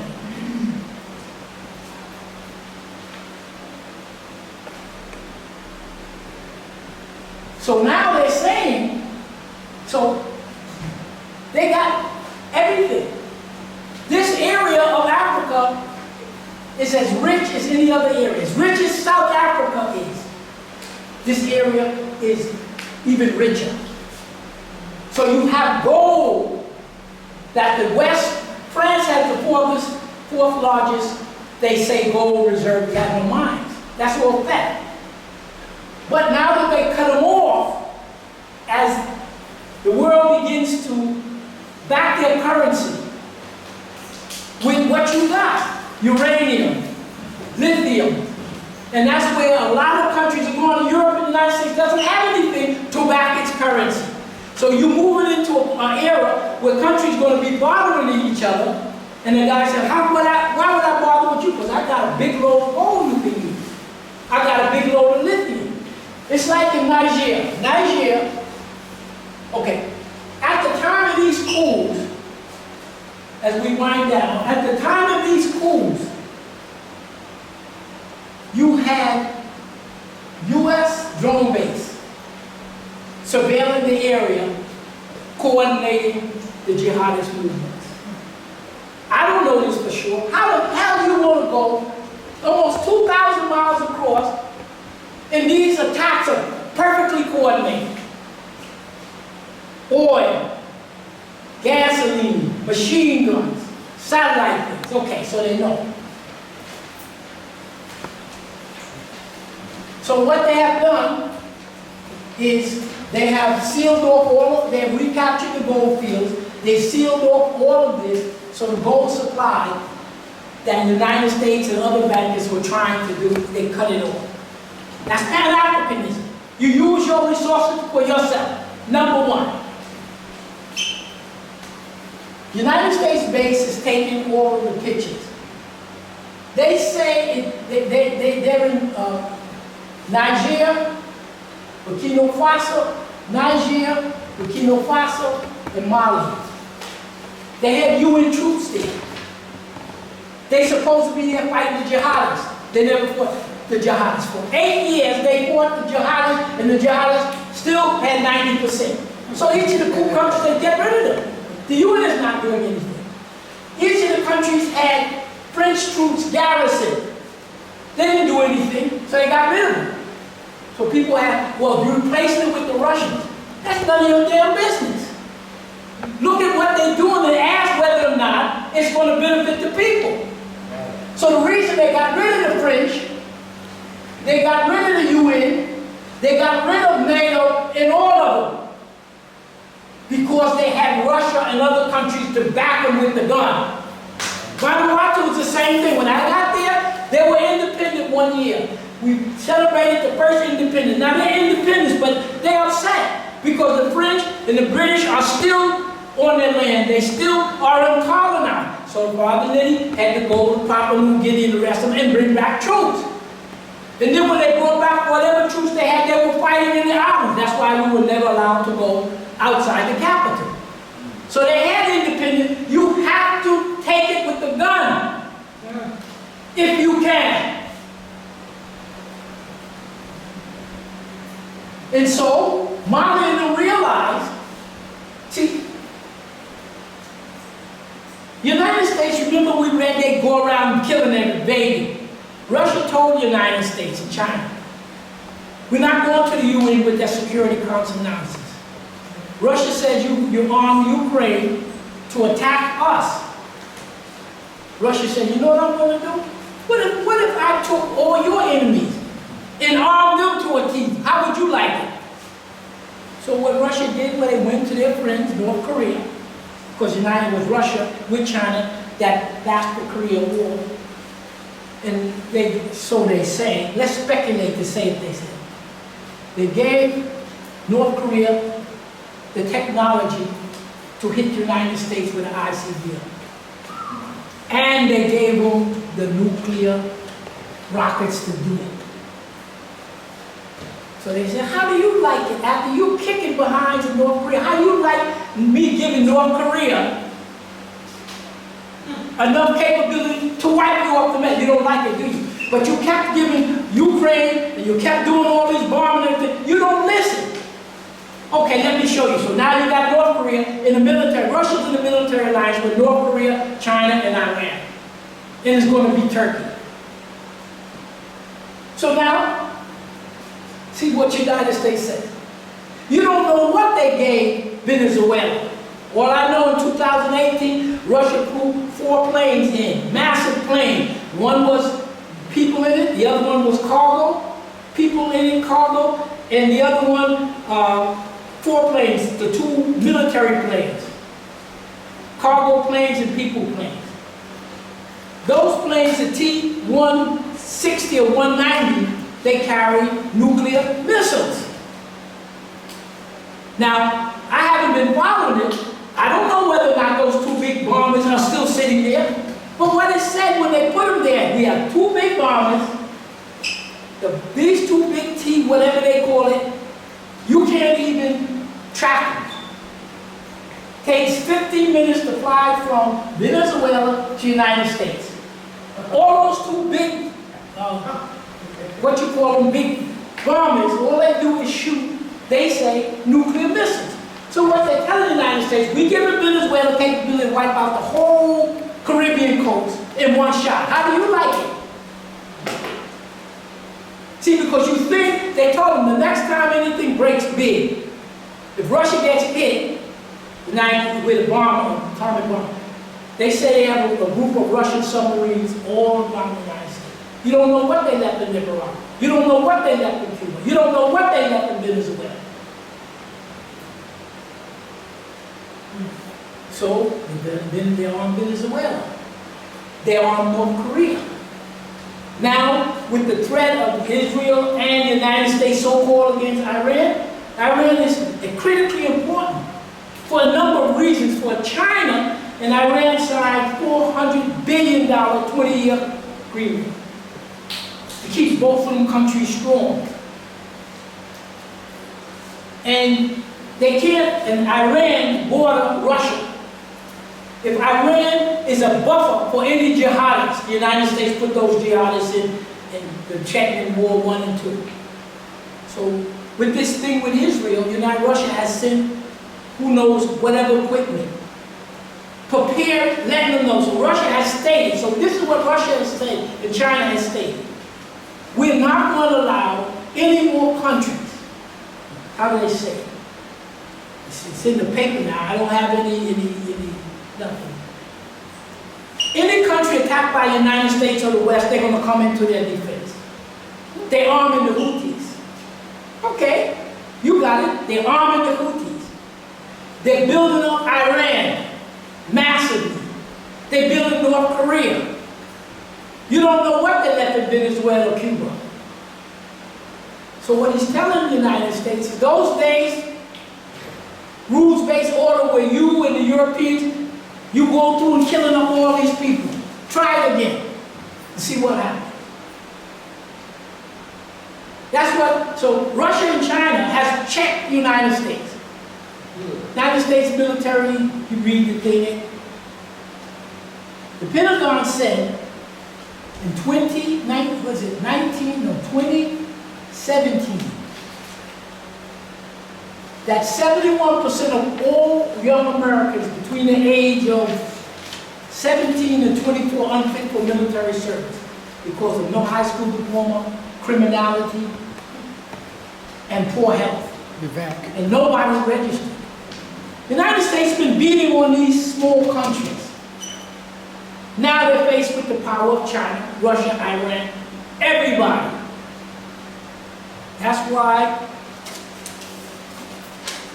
the base is under distress. They're not going to tell you. You're under distress. So these Sahel nations have cut off the gold. They formed a mutual military pact. You attack one, you attack all. They're forming a confederation. And these three countries are going to block out so much gold. Like what they said, Mansa Musa went to the Hajj and he broke all the economies. The United States has nothing. Look.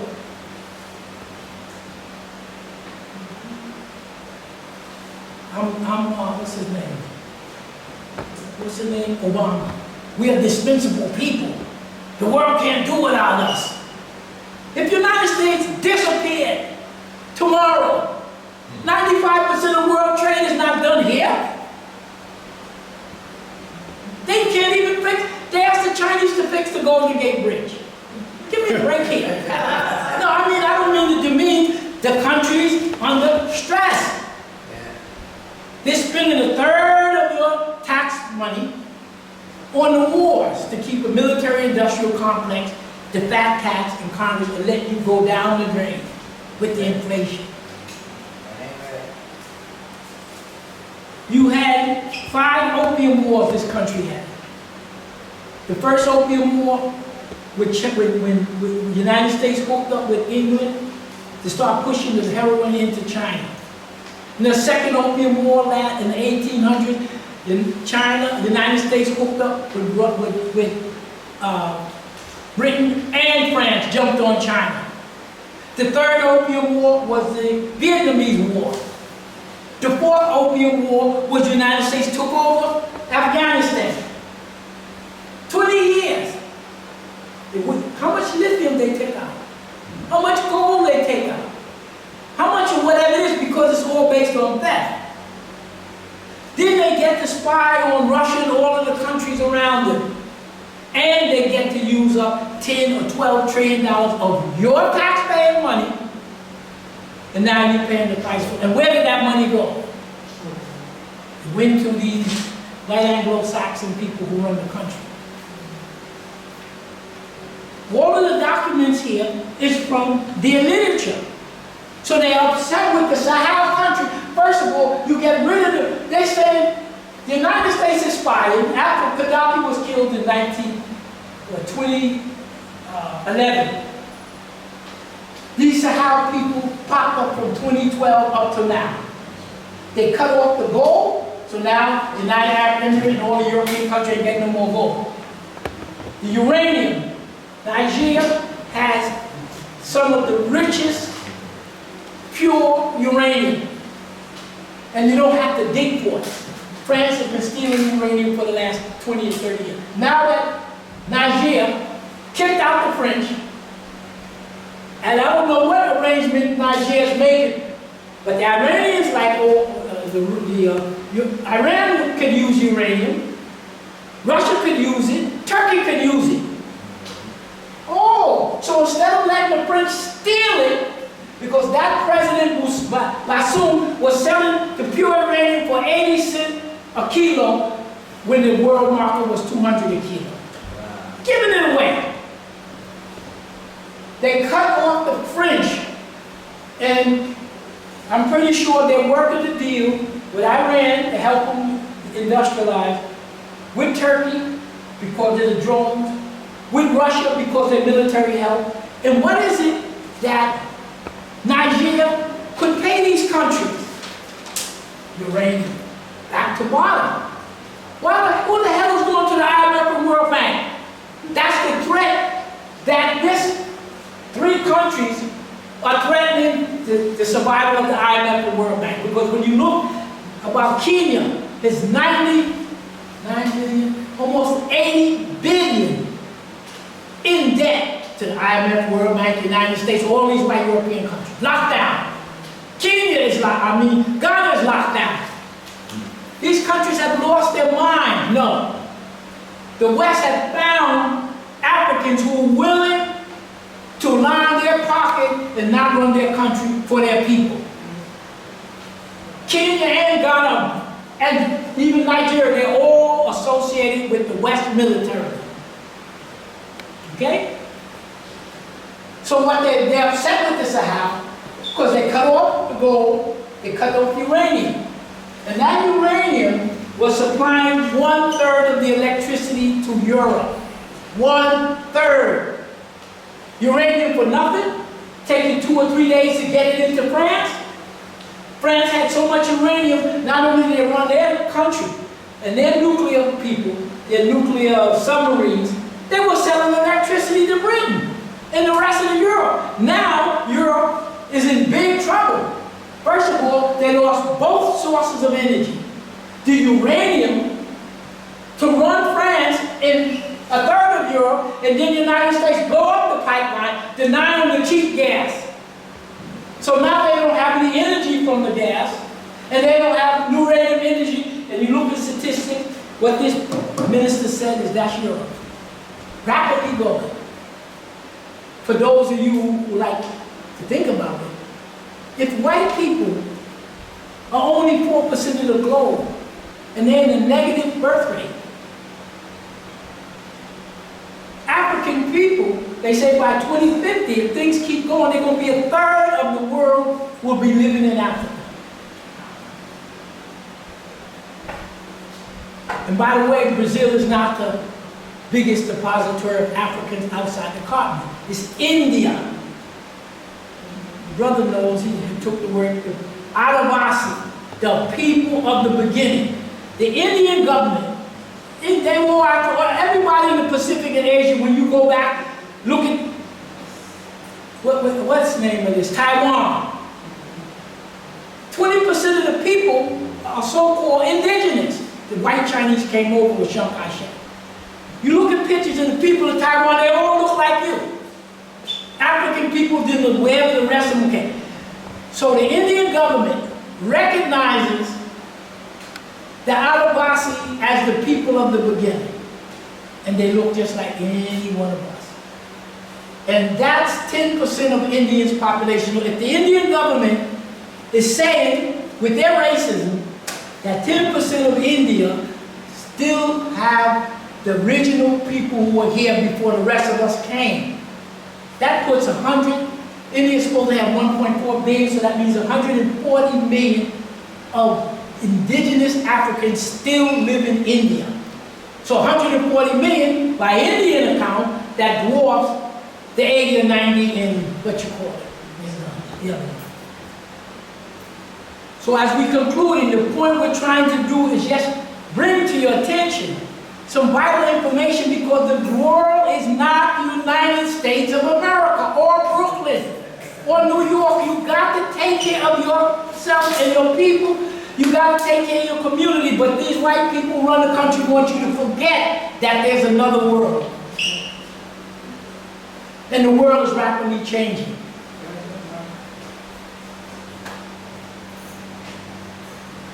So we in. So this is why,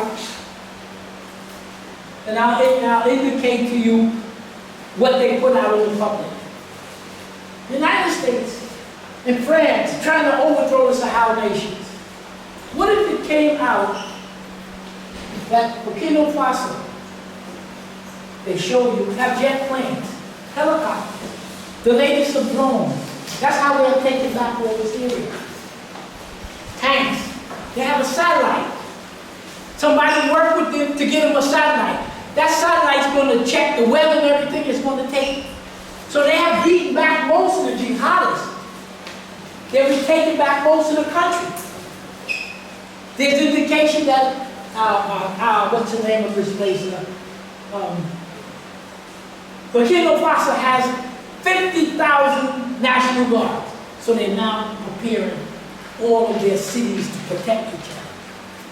They got 50,000 National Guard, and they have the latest of all of the military weapons. Burkina Faso and the other nation, 3 nations, just did military exercise with Russia to train, to show them all of these things. So in 2 or 3 years, Burkina Faso is going to have a better trained, more efficient government than this government. You can't even look. So they cut off the gold, you cut off the uranium. They're federated. And then the last question about military overthrow. When they made the coup, Niger made the coup, there was a massive reaction by the United States and Europe. Why wasn't it Mali? Why wasn't Burkina Faso? Why was it Niger? For 2 reasons. Niger has the uranium to keep Europe running. And Nigeria wants to run a pipeline from the southern part of Nigeria. They want to run a gas line to supply Europeans with gas. The hell with the rest of the Africans. And with the Niger making the coup, that gas pipeline has to run through Niger. They had to demonstrate the youth. We're going to end here. The youth will save Africa. Because in these countries of Ghana, Kenya, and South Africa, the young people are saved. We are the majority population. We are massively unemployed. You don't have jobs and none of them. They're Alan Ruto. Who are you running the country for? The IMF and World Bank or us? It's obvious it's for the IMF and World Bank. And when Ruto was asked, your wealth, he came from a poor, he say he's a multi-billionaire, so he took. Ghana has 5 gold refineries. They all kind of shut down. According to reports from Ghana, they just put together another refinery. And the question that people ask is, why you put together this gold refinery when you got 5 you're not using? Because the government of Ghana made some deal between him and the pockets where they say a foreign Indian company that don't even mine gold. They don't refine gold, excuse me. Why are you doing it? Because there's some shenanigans between those people in the government in Ghana and these other people. And that's what your problem is. Locked down with the IMF, World Bank. Ghana has a military base. All they should have nation to get rid of the U.S. base. You've given them a U.S. base. 2018, the president of Ghana lied. Say he didn't. It's right there, 2018. They got rid of all these military bases. Ghana gives them a base. Kenya has two. So, and last, there was a big demonstration against the government of Tinubu, who didn't win the election. The people of the north were carrying hundreds of Russian flags. Why? Because the people of Burkina Faso, of Nigeria, they're the same people. They just cut them.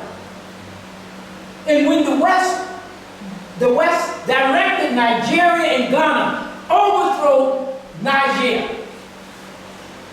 They directed them. And Tinubu and Ghana and Nigeria started to put a military force together. Because the white man told them. So when Mali, Burkina Faso, and Nigeria said, we won military. You attack us, you're going to fight both of us. So they backed up. Because the United States wouldn't do it directly because it'd be a white against black, plus the United States don't have the troops. So that backed them off. So what Ivory Coast here, Ivory Coast, Ghana, and Benin, under the direction of the United States, cut off the access of these three countries to the ocean. So the white master said, do it. So they denied the three Sahel nations, Mali, Burkina Faso, Nigeria, Ivory Coast, Ghana, and Nigeria. They cut the coast off to strangle them. Morocco, Algeria, and Egypt says, these West African countries are cool. They asked the Sahel, we'll give you access to the ocean. We want to do business. It's the richest part of Africa here. That's what's happening right now. And now ECOWAS is backing off. Plus, when Tinubu said they're going to invade Nigeria, the people of the northern Nigeria says, how are you going to invade us when they're like our cousins, our brothers? So that wasn't going down well at all. Plus, Algeria, Morocco, Eastern Libya, and Egypt said they will come to the military defense of Nigeria. Morocco, Algeria, Libya, and Egypt, they said we will come to the defense. When France asked Algeria, can they overfly Algeria to get to Nigeria? He said, no, nobody's overflying. Anybody overflying, we're going to shoot it down. Nicaragua, Venezuela, and Cuba have committed troops. So they're preparing. They better be glad they're not ready to push in and overthrow France. Okay? So they're not going anyplace. And there's a key elder in Burkina Faso.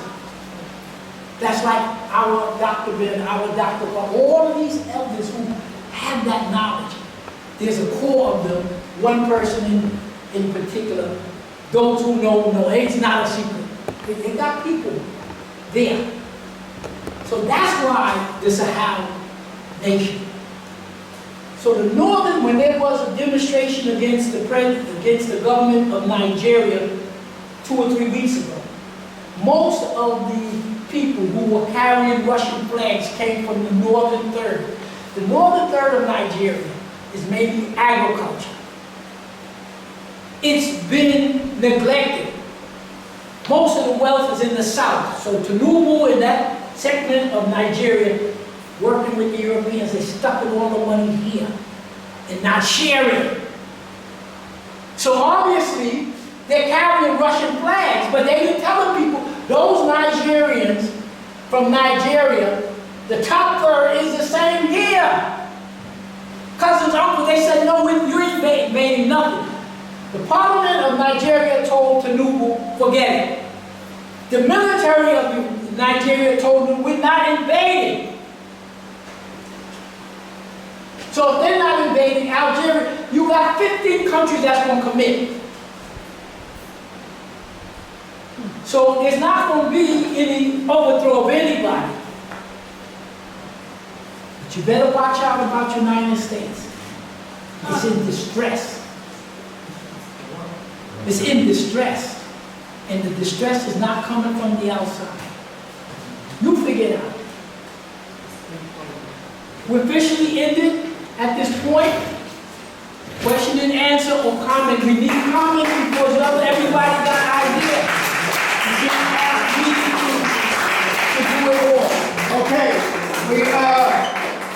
it's 10 minutes after 9. We gotta get Doc back to Jersey. We're gonna have a few questions, but we're not going all the way to 10 o'clock. The first one from the floor. You were speaking on Morocco, Egypt, gave the ocean Speak a little louder so everybody can hear. Nigeria. What? I miss Morocco, Eastern Libya will defend who?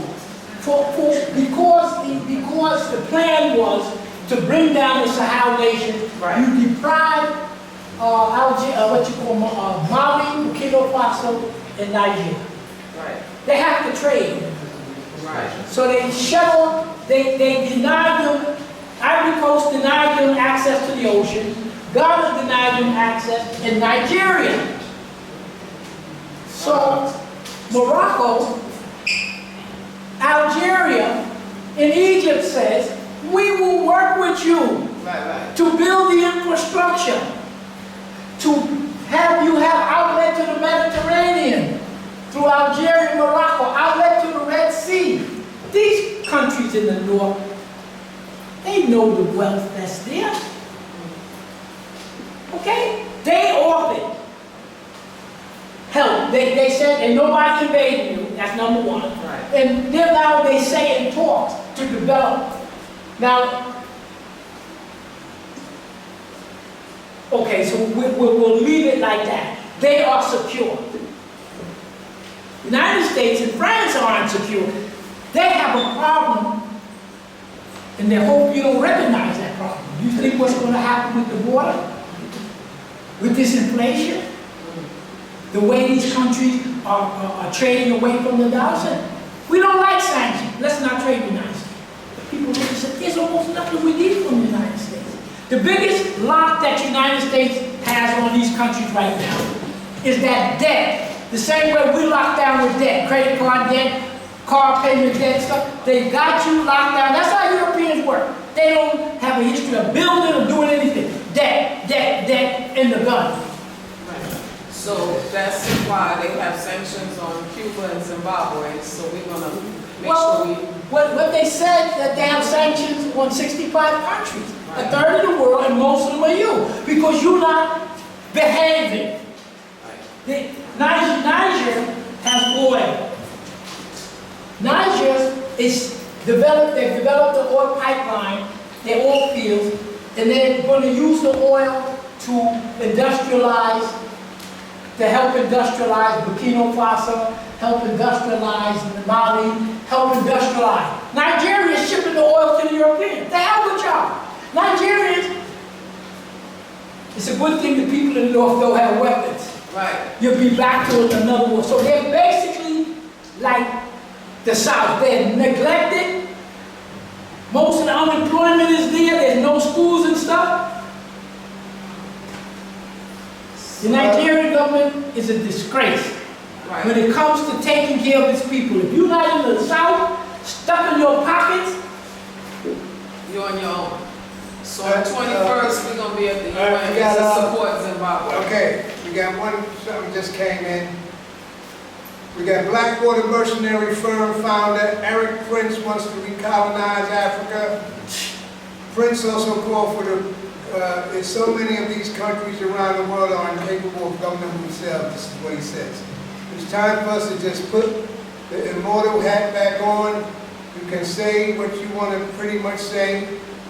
All of Africa, they're incapable of governing themselves. Prince also called for the recolonization of Latin America and a return to the Phoenix program and assassination project in Vietnam against American enemies. Black Rock Canal, Constellis massacred 17 unarmed civilians in Baghdad, 2007. Any reply to that? That was in February. That's McIntosh. He got the Matt, you want to say something about that? Yeah. Don't take that stuff like you. First of all, his sister was the person that Trump appointed as the in the cabinet for education. Second of all, Matt Gaetz, the congressman, said on the floor of Congress when Niger was put in the AFRICOM now, he called for the bombing. He argued vehemently. You can find it on the web. His arguments that they should bomb them right now, and his position was that they were holding hostage. They were holding the remaining people from AFRICOM and from the infrastructure there, the American infrastructure there. So, because as you tell everything, I love the hope and the optimism. But I know this place. I know this place. And Sam is, ambitious. You look at, what's his name, the guy in Iraq? Saddam Hussein. Saddam Hussein. He had all these tanks. He had a huge army. And the United States tanks just degraded his army. And it is completely wiped it out. If this tank, I'm not giving you the exact figure, but his tanks could fire 2 miles, their tanks could fire 3 miles. And when they went into Kuwait, you see them, nothing was there. They had burned all those people. They had burned all those people. And I hope the Russians are giving them good weapons. I hope the Russians are giving them good weapons, but I know that the French have supplied Saddam with those Scud missiles that didn't work. That didn't work. So my point is, I'm just saying, I hope it'll be this easy, but there's going to be warfare. It's not going to be that you show them your powerful army and all that kind of stuff. They're going to fight. Well, the Russian-Ukrainian war has demonstrated that Russia's military has defeated the best of what NATO and the U.S. has put out. Together. So they already proved it right there. You don't use nuclear weapons, Russia's going to wipe you out, because that's what they've done. Okay? You even have the situation with Israel. Iran does not have to. Stay from the camera. Iran does not have to attack. They said, why is he waiting so long to attack Israel? You don't have to attack it. Israel's the size of New Jersey. 7 million white Jews, 7 million indigenous people. They say 500,000 has already left Israel. Industry is leaving. The brain thing is leaving. Wait for it to collapse. Sir, could you enlighten me about the invitation from Ghana for brothers and sisters from America to move and live in Ghana? Is it appropriate at this time, in your opinion, or is it premature? You see, okay, I can't give you the reason why Ghana is asking Africans to come. The only reason I can give is, well, African around the diaspora have money, so if you can pull them in, they will help bring money and bring up the country. That's one thing, could be. So ain't nothing wrong with it. In order for you to go any place in the world, you got to have a skill or money. There's plenty of land all in Africa. You want to build a house? There are 3 things that bring African Americans and British Americans back to the U.S. 3 things. 1, you bring your money, $100,000, and you run out of the money. After you build and everything else, you run out of money. Because there's no jobs you can get there. And in many of the countries, you don't get loans. The Gambia and other places, if you want to finance, you got to pay it all up in 6 months. So it's not like the United States where you can get loans, okay? So the one thing that brings a certain group of us back is you bring your money, you build your house and everything, and then you still have to pay for car and gas, so it brings back because you run out of money. The second thing is, you go there and you don't have a way of generating income to make you stay. And the third thing is family. Your family brings you back. So I've said that if I go get a chance to put down some roots in the continent, I thought of the Gambia, very small, very inexpensive. Then Ghana. Ghana's a little more advanced. It's got land. You have tremendous opportunity, but you got to bring money and skills to make it. There's nothing wrong with that. So there's nothing wrong. The African Union said we want all you diaspora to come and participate. They want you to come to help the country, and nothing wrong with it. As I began to deal with the Sahel, Ghana, they had a conference with Lumumba, PLO Lumumba, and Araucana, the brother from South Africa, forgot his name, and another one. And they built a conference, the Pan-African Conference, to talk about this. The president canceled it. Why would the president cancel it? Because the youth that supports these three Sahel nations, the population of support is 90%. In Kenya, the young people against the government, that's 70% against. Kenya is under a severe austerity budget. They are locked down with these loans. So the population of Kenya wants this president out. They said, we want Kenya to be run for Kenyans and not the IMF and the World Bank, and the hell with it. Nigeria, they're out there. Only different with Nigeria, they don't have weapons. African countries the population don't have access to weapons like they have in the United States. The United States is the only country where armed to the teeth, and you ask why? They're under distress. So there's nothing wrong with going to Ghana, bring your money, and work there and build the opportunities there, but you gotta have resources and money. There's no doubt. If I had a choice, from what I know now, if I put down anything for my grandchildren, it would be in the Sahel. Because they're taking care of their people. Ghana is not taking care of its people. It works with the West, got a U.S. military base, it's locked down by the IMF. The Sahel nation said, you don't need the IMF and World Bank. We have enough resources. Why am I going into debt? So what the French do, you steal everything you can. When you want to build something, you use a Western nation that's going to cheat you and get a loan.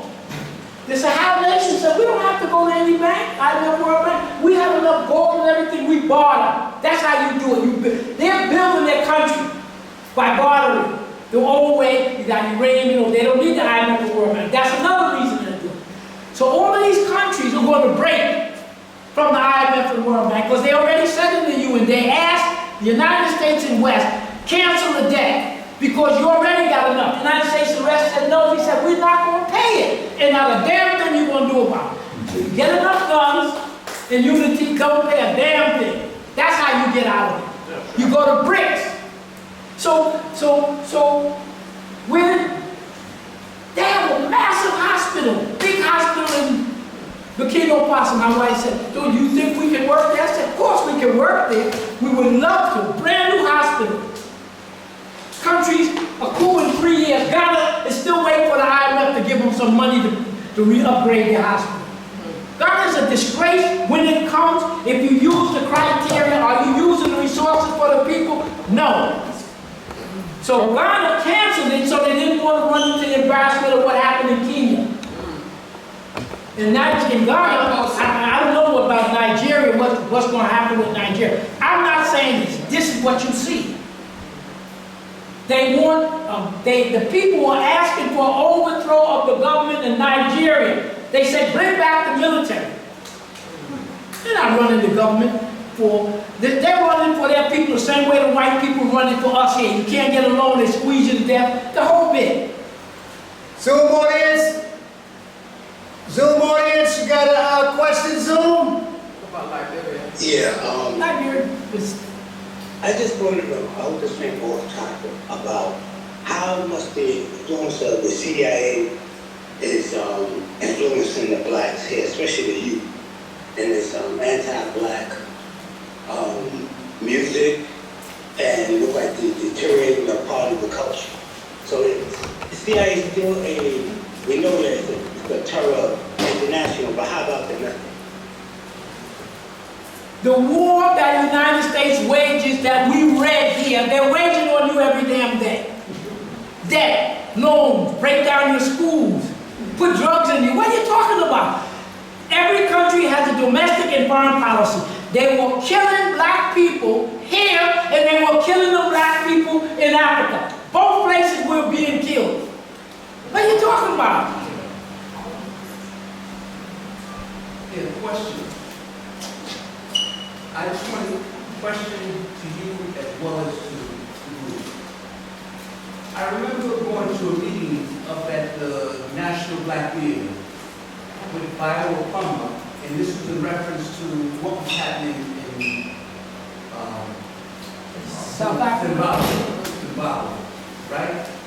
And one of the questions that I posed to her, because of the fact of living over in Africa, going to school in Africa, doing business in Africa, I said, why don't we as a group set up foreign trade with these companies? You're talking about billions of dollars that's going through Europeans' hands, when we as a group over here are not participating in 0% of the African economy. So we can talk, but while you're saying billions of dollars, why don't we simply just set, and I said that to her because it would only cost a song and a dance to set up a trade embassy there. And it could be representative of us as African Americans doing business with those countries. So when those countries open up for free trade, we will be there, and then there will be a real love and a real partnership. Other than that, why don't we do stuff like that? Yep. Instead of talking about the problem, why don't we do something to participate in the problem, and economically, not verbally, but economically have our hands locked up with Africa to say, if we help you, you help us. Because we're suffering, you're suffering, and being that two parties are suffering, and we know economics and politics go one and hand in hand. They're not two separate things, they're one bedfellow. So I'm saying that to pose that question to you on an economic and a business level, why don't we set up trade embassies over there in these countries so that we can have an alliance with them? Zimbabwe's president over his business. Okay. Let me answer the question. Business. This is my answer. Let me answer the question. The way I answer the question, you're not living in a society where you have any control as a black person or a poor person. No, you don't have to, wait now. In front of the camera. You do not, I'm going to be short. You don't have to accept my explanation. You got other people who will give you yours. I'm giving you my view. My view. You are in the United States of America. After the Civil War, half of us was caught as sharecroppers. The other half was given land along the South Carolina, North Carolina, Georgia border, and the other one went out west. What happened to all those developments? They were destroyed. Destroyed. Let's look back on the history. I'm of an opinion. I'm firm on this. Are we in the same status in the United States presently as the Germans, as the Jews and other minorities were under Hitler? That's the question I ask you. You're not in your house. They're not going to let it. They never did. And wait now, don't blame the people for not having. I work with a young Russian guy. He said, how come black people don't have any businesses here? You got to go back to the history when we were enslaved, when they were killing us, when you had the thing. I'm not making excuses for black people. This is not your country. You don't want a damn thing here, and they're not going to let you do trade. I did trade it out. Then you do it. Now what you doing? Okay, wait now. What you doing? No, what you doing? It's a question This is what you do. I end it here. Let him give you a forum here. You come and present to the people and give them your formula. I don't have one. As far as I'm concerned, they never did, and they're not going to. And there's no reason to do it. That's how I end it. Let me don't take any more time. You come up, when you get a chance, give them the formula. I don't have a formula. They never did, it's never going to happen as far as I'm concerned. So ain't no sense in me taking more time. Let somebody else deal with the question. Because then it comes down. You niggas didn't do it. There's something wrong with you. Oh, the leaders all assassinated? No, I'm not going to argue the point to you. I made my point. You got to talk to the other people. I should not monopolize the issue anymore. That's where I stand. They didn't let you do it. They're not going to let you do it. Okay. It's an embedded caste system, brother. It's All an right. embedded caste. Hold on. All right. Let somebody else answer the question. Somebody wants to answer that question? Yeah, I got a lot of African friends. There's a lot of African Americans doing business in Africa. No, Hold up, Zoom. caste system. Hold up, Zoom. Wait up, Will. She talks about. Hold up, Calvin. Hold up. Somebody's making a comment and then I'll let you talk. No problem. Okay. There's a lot of African Americans doing business in Africa with Africans. There's a lot of guys that are Africans that came here, went to college, and they go back and forth and doing a lot of business. The problem with the business is that you need products to conduct business. If you're not developing products, it's going to be difficult for you to conduct business. What we're doing, at least with my people, we're doing stuff like stock market trading and things like that. The people that should be making moves are the big boys, like your Magic Johnsons and your Oprah Winfreys and the Michael Jordans, who have product and can do that kind of stuff. They're the ones that are not spearheading that because of some mystical fear. But there is a lot of business going on in Africa with African Americans, but it's sparse and it's very small. Anybody else want to tackle the question? Tackle it. I'm presently moving to Canada, and my crew, partnership, we're going to do business, trade. We're going to teach how to trade on the stock market to them. We're going to educate them. We're going to teach entrepreneurship. Right now, we work with Central Brooklyn Economic Development on 69 Belmont Avenue, and we're promoting to build right there a restaurant road. Right there, we're going to turn that into restaurant road, and we're building an affordable housing complex. And the businesses around there, we're promoting that business to be for people in the community to own business who live in the community and not those who are coming out of the community. So in this idea, we want to transition, me and my crew want to transition it to Africa. We're promoting going back to Africa. A friend of mine, one of my partners, has already moved to Rwanda. And he has established and he's building in Rwanda. I should have been in Gambia now. Last year I stayed for a month. So now I'm going to go back, buy my land, and build a compound and promote building resorts. Resort is a good thing in Gambia. So we want to start there and expand to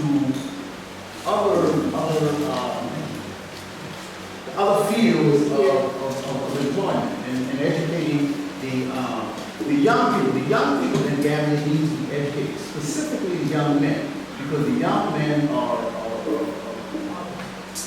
kind of lost and are losing it because the government is not focused on the people. So, but we are coming there with the idea of being focused on the people. And once we get that momentum going, we sit and here. An idea whose time has come cannot be thwarted. I don't care how much America has stopped. We're here now. America didn't want us to be where we are right now. take your idea and implement it. Go forward with it. An idea who's come and cannot be thwarted. The problem is we think we're so intellectual that we want to go ahead of time and do something. And this is when we get murdered, we get caught, we get whatever we do, we end up doing criminal activities. And you get away from that by taking your time, respecting small beginnings, and just move according to the universe. Because the universe is running this thing, not us and our intellect. The idea is to proper preparation prevents poor performance. If you properly prepare yourself and the opportunity comes, you don't have to get ready. You can do what has to be done. And the thing that I promote is what we're going to do. I love the history, and I'm a historian, but I'm about what we want to do. I'm following the example of our people when they first came out of slavery. When they came out of slavery, they didn't have anything, but they built many Wall Streets, many black Wall Streets, and white folks burnt it down because they were afraid of what we were going to do. Oh, we can do that again. Oh, we got to do it again because the time has come. And we say that, the brother said, doctor said that America is in stress. What should we do while America is at stress with itself? We don't want to go back to Africa. Now we need to unite. We need to come together and work together with our ideas and whatnot and get on back to Africa. I think everyone here is about Social Security age. You can live middle class. You can live upper middle class and gamble with Social Security. You know the reason why? Can I just say this quick? I'm not going to. The reason why I made that in doctor, I loved your lecture. I enjoyed everything that you said. It was, you know, living in that region and some of the things that you were talking about. I love that. The reason why I made that comment and statement is because I remember when we was doing business with the Sudanese government, and one of the questions that one of the government officials always used to ask me is, why is it your people over here doing business with us? Why won't they come over here and do some business with us? We don't want to do business with the Europeans. We want to do business with y'all. So if they keep posing those questions, they still posing that question because we have a unique situation here because of the fact that our passport, we can travel all around the world with no one stopping us. No other country in Africa has that privilege. We don't have to go there with $1 except our passport and sign a contract with them and be their representative in Europe, Asia, Africa, Russia, China, Brazil. They can't do that. We are the only people on the globe and we have to take advantage of that. And America, as the doctor said, America is stressed, right? The best time to get your enemy is when you're stressed. You go and become the person and get him while he's stressed out. Yeah. All right, before I let Dr. Mack talk, you wanted to make a comment right here, right quick? Who was that? That's well. Yeah, Dr. Mack. What I agree with what Dr. Moore said, that if you want to help Africa, you have to come with skills and money. Those two things, skills and money. I don't see how investing in the stock market. What Amos Wilson said was, when black people think about doing business, they think about doing business the way white people have done business with them. The water system that you were describing, where they're trading with other countries, that seems to be like the smartest thing to me, with respect to the debt and all those kinds of things. Putting your money in the United States, investing in the United States, I don't see how that's going to help the future of Africa. I'm just saying, I think that the issue of taking, and if we're going to go teach, I don't get it. I don't get teach what? Okay, hold on. Because they're messing around. Hold on. Are you still commenting, Dr. Mack? Yeah, I mean, I don't think they need to come and teach capitalism. I'm saying teach what? Okay. All right. Who on the Zoom was making a comment? You want to finish it?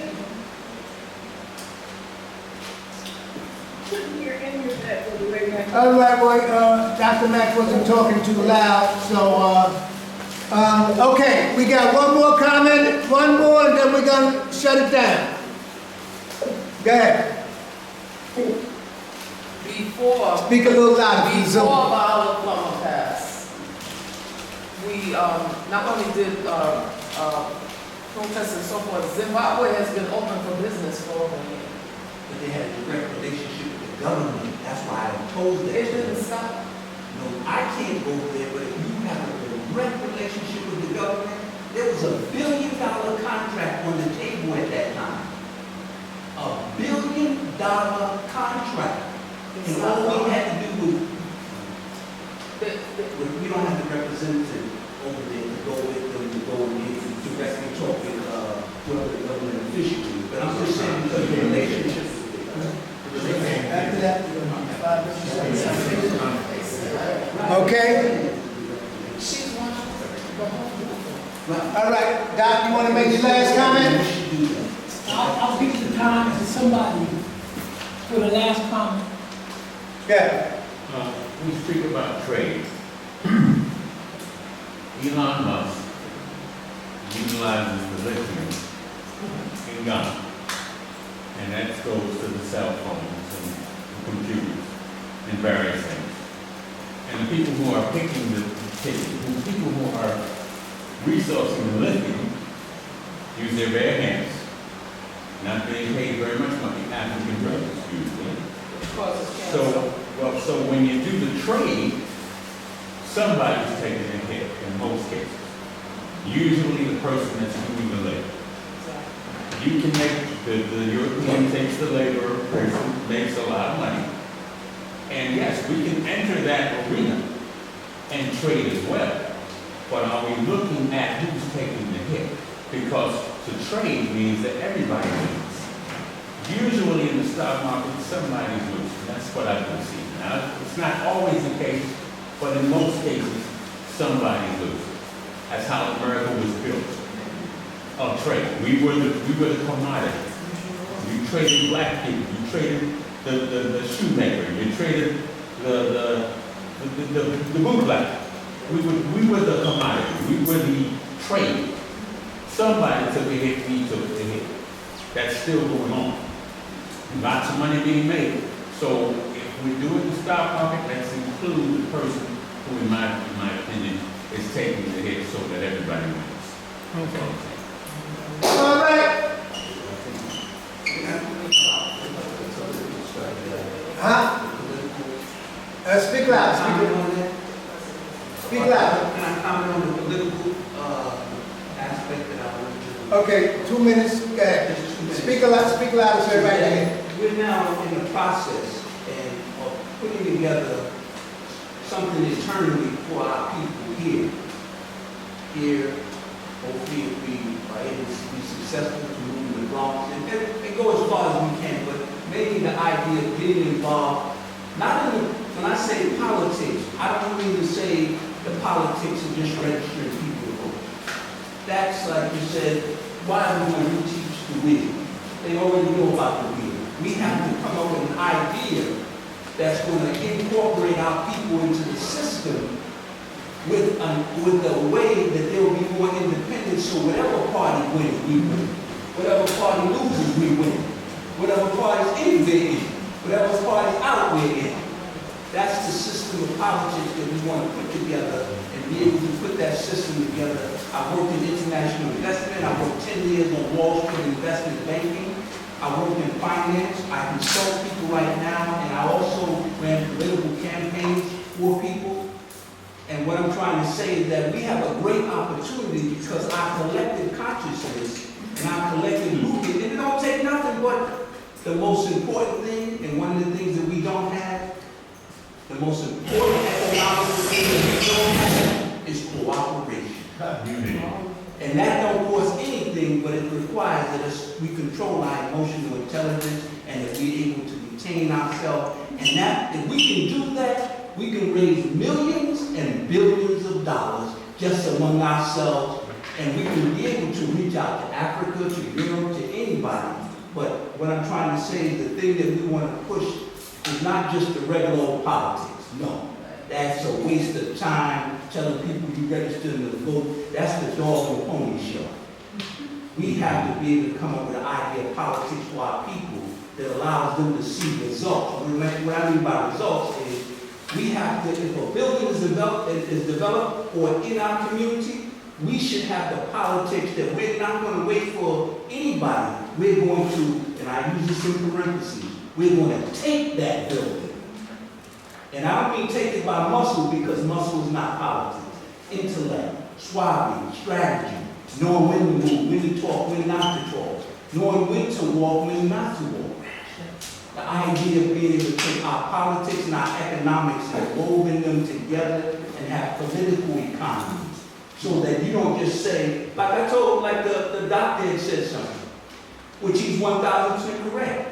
And I'll say this, nobody in this room elects the president of the United States of America. But most of our people don't know. They're out there yelling and rubbing, but what I know, what's that girl's name, the other one? They yell. You don't elect Kamala Harris according to this system.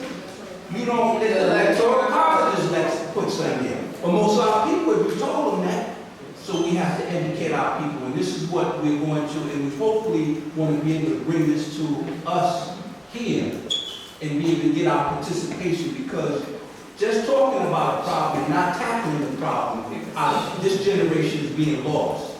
This generation is so messed up. They are so messed up. And not that they don't want help, and not that they won't participate, but they don't want a lot of rhetoric. They want you to show them the money. And I don't mean that in terms of giving them money, because like I think Booker T. Washington, Du Bois said, or one. All right, shut down. Yeah. All right, ladies and gentlemen, give Dr. Lewis a great big hand. Amen. Give on that over. Just one last thing before we all go. Dr. Lewis, just to throw in what I was thinking.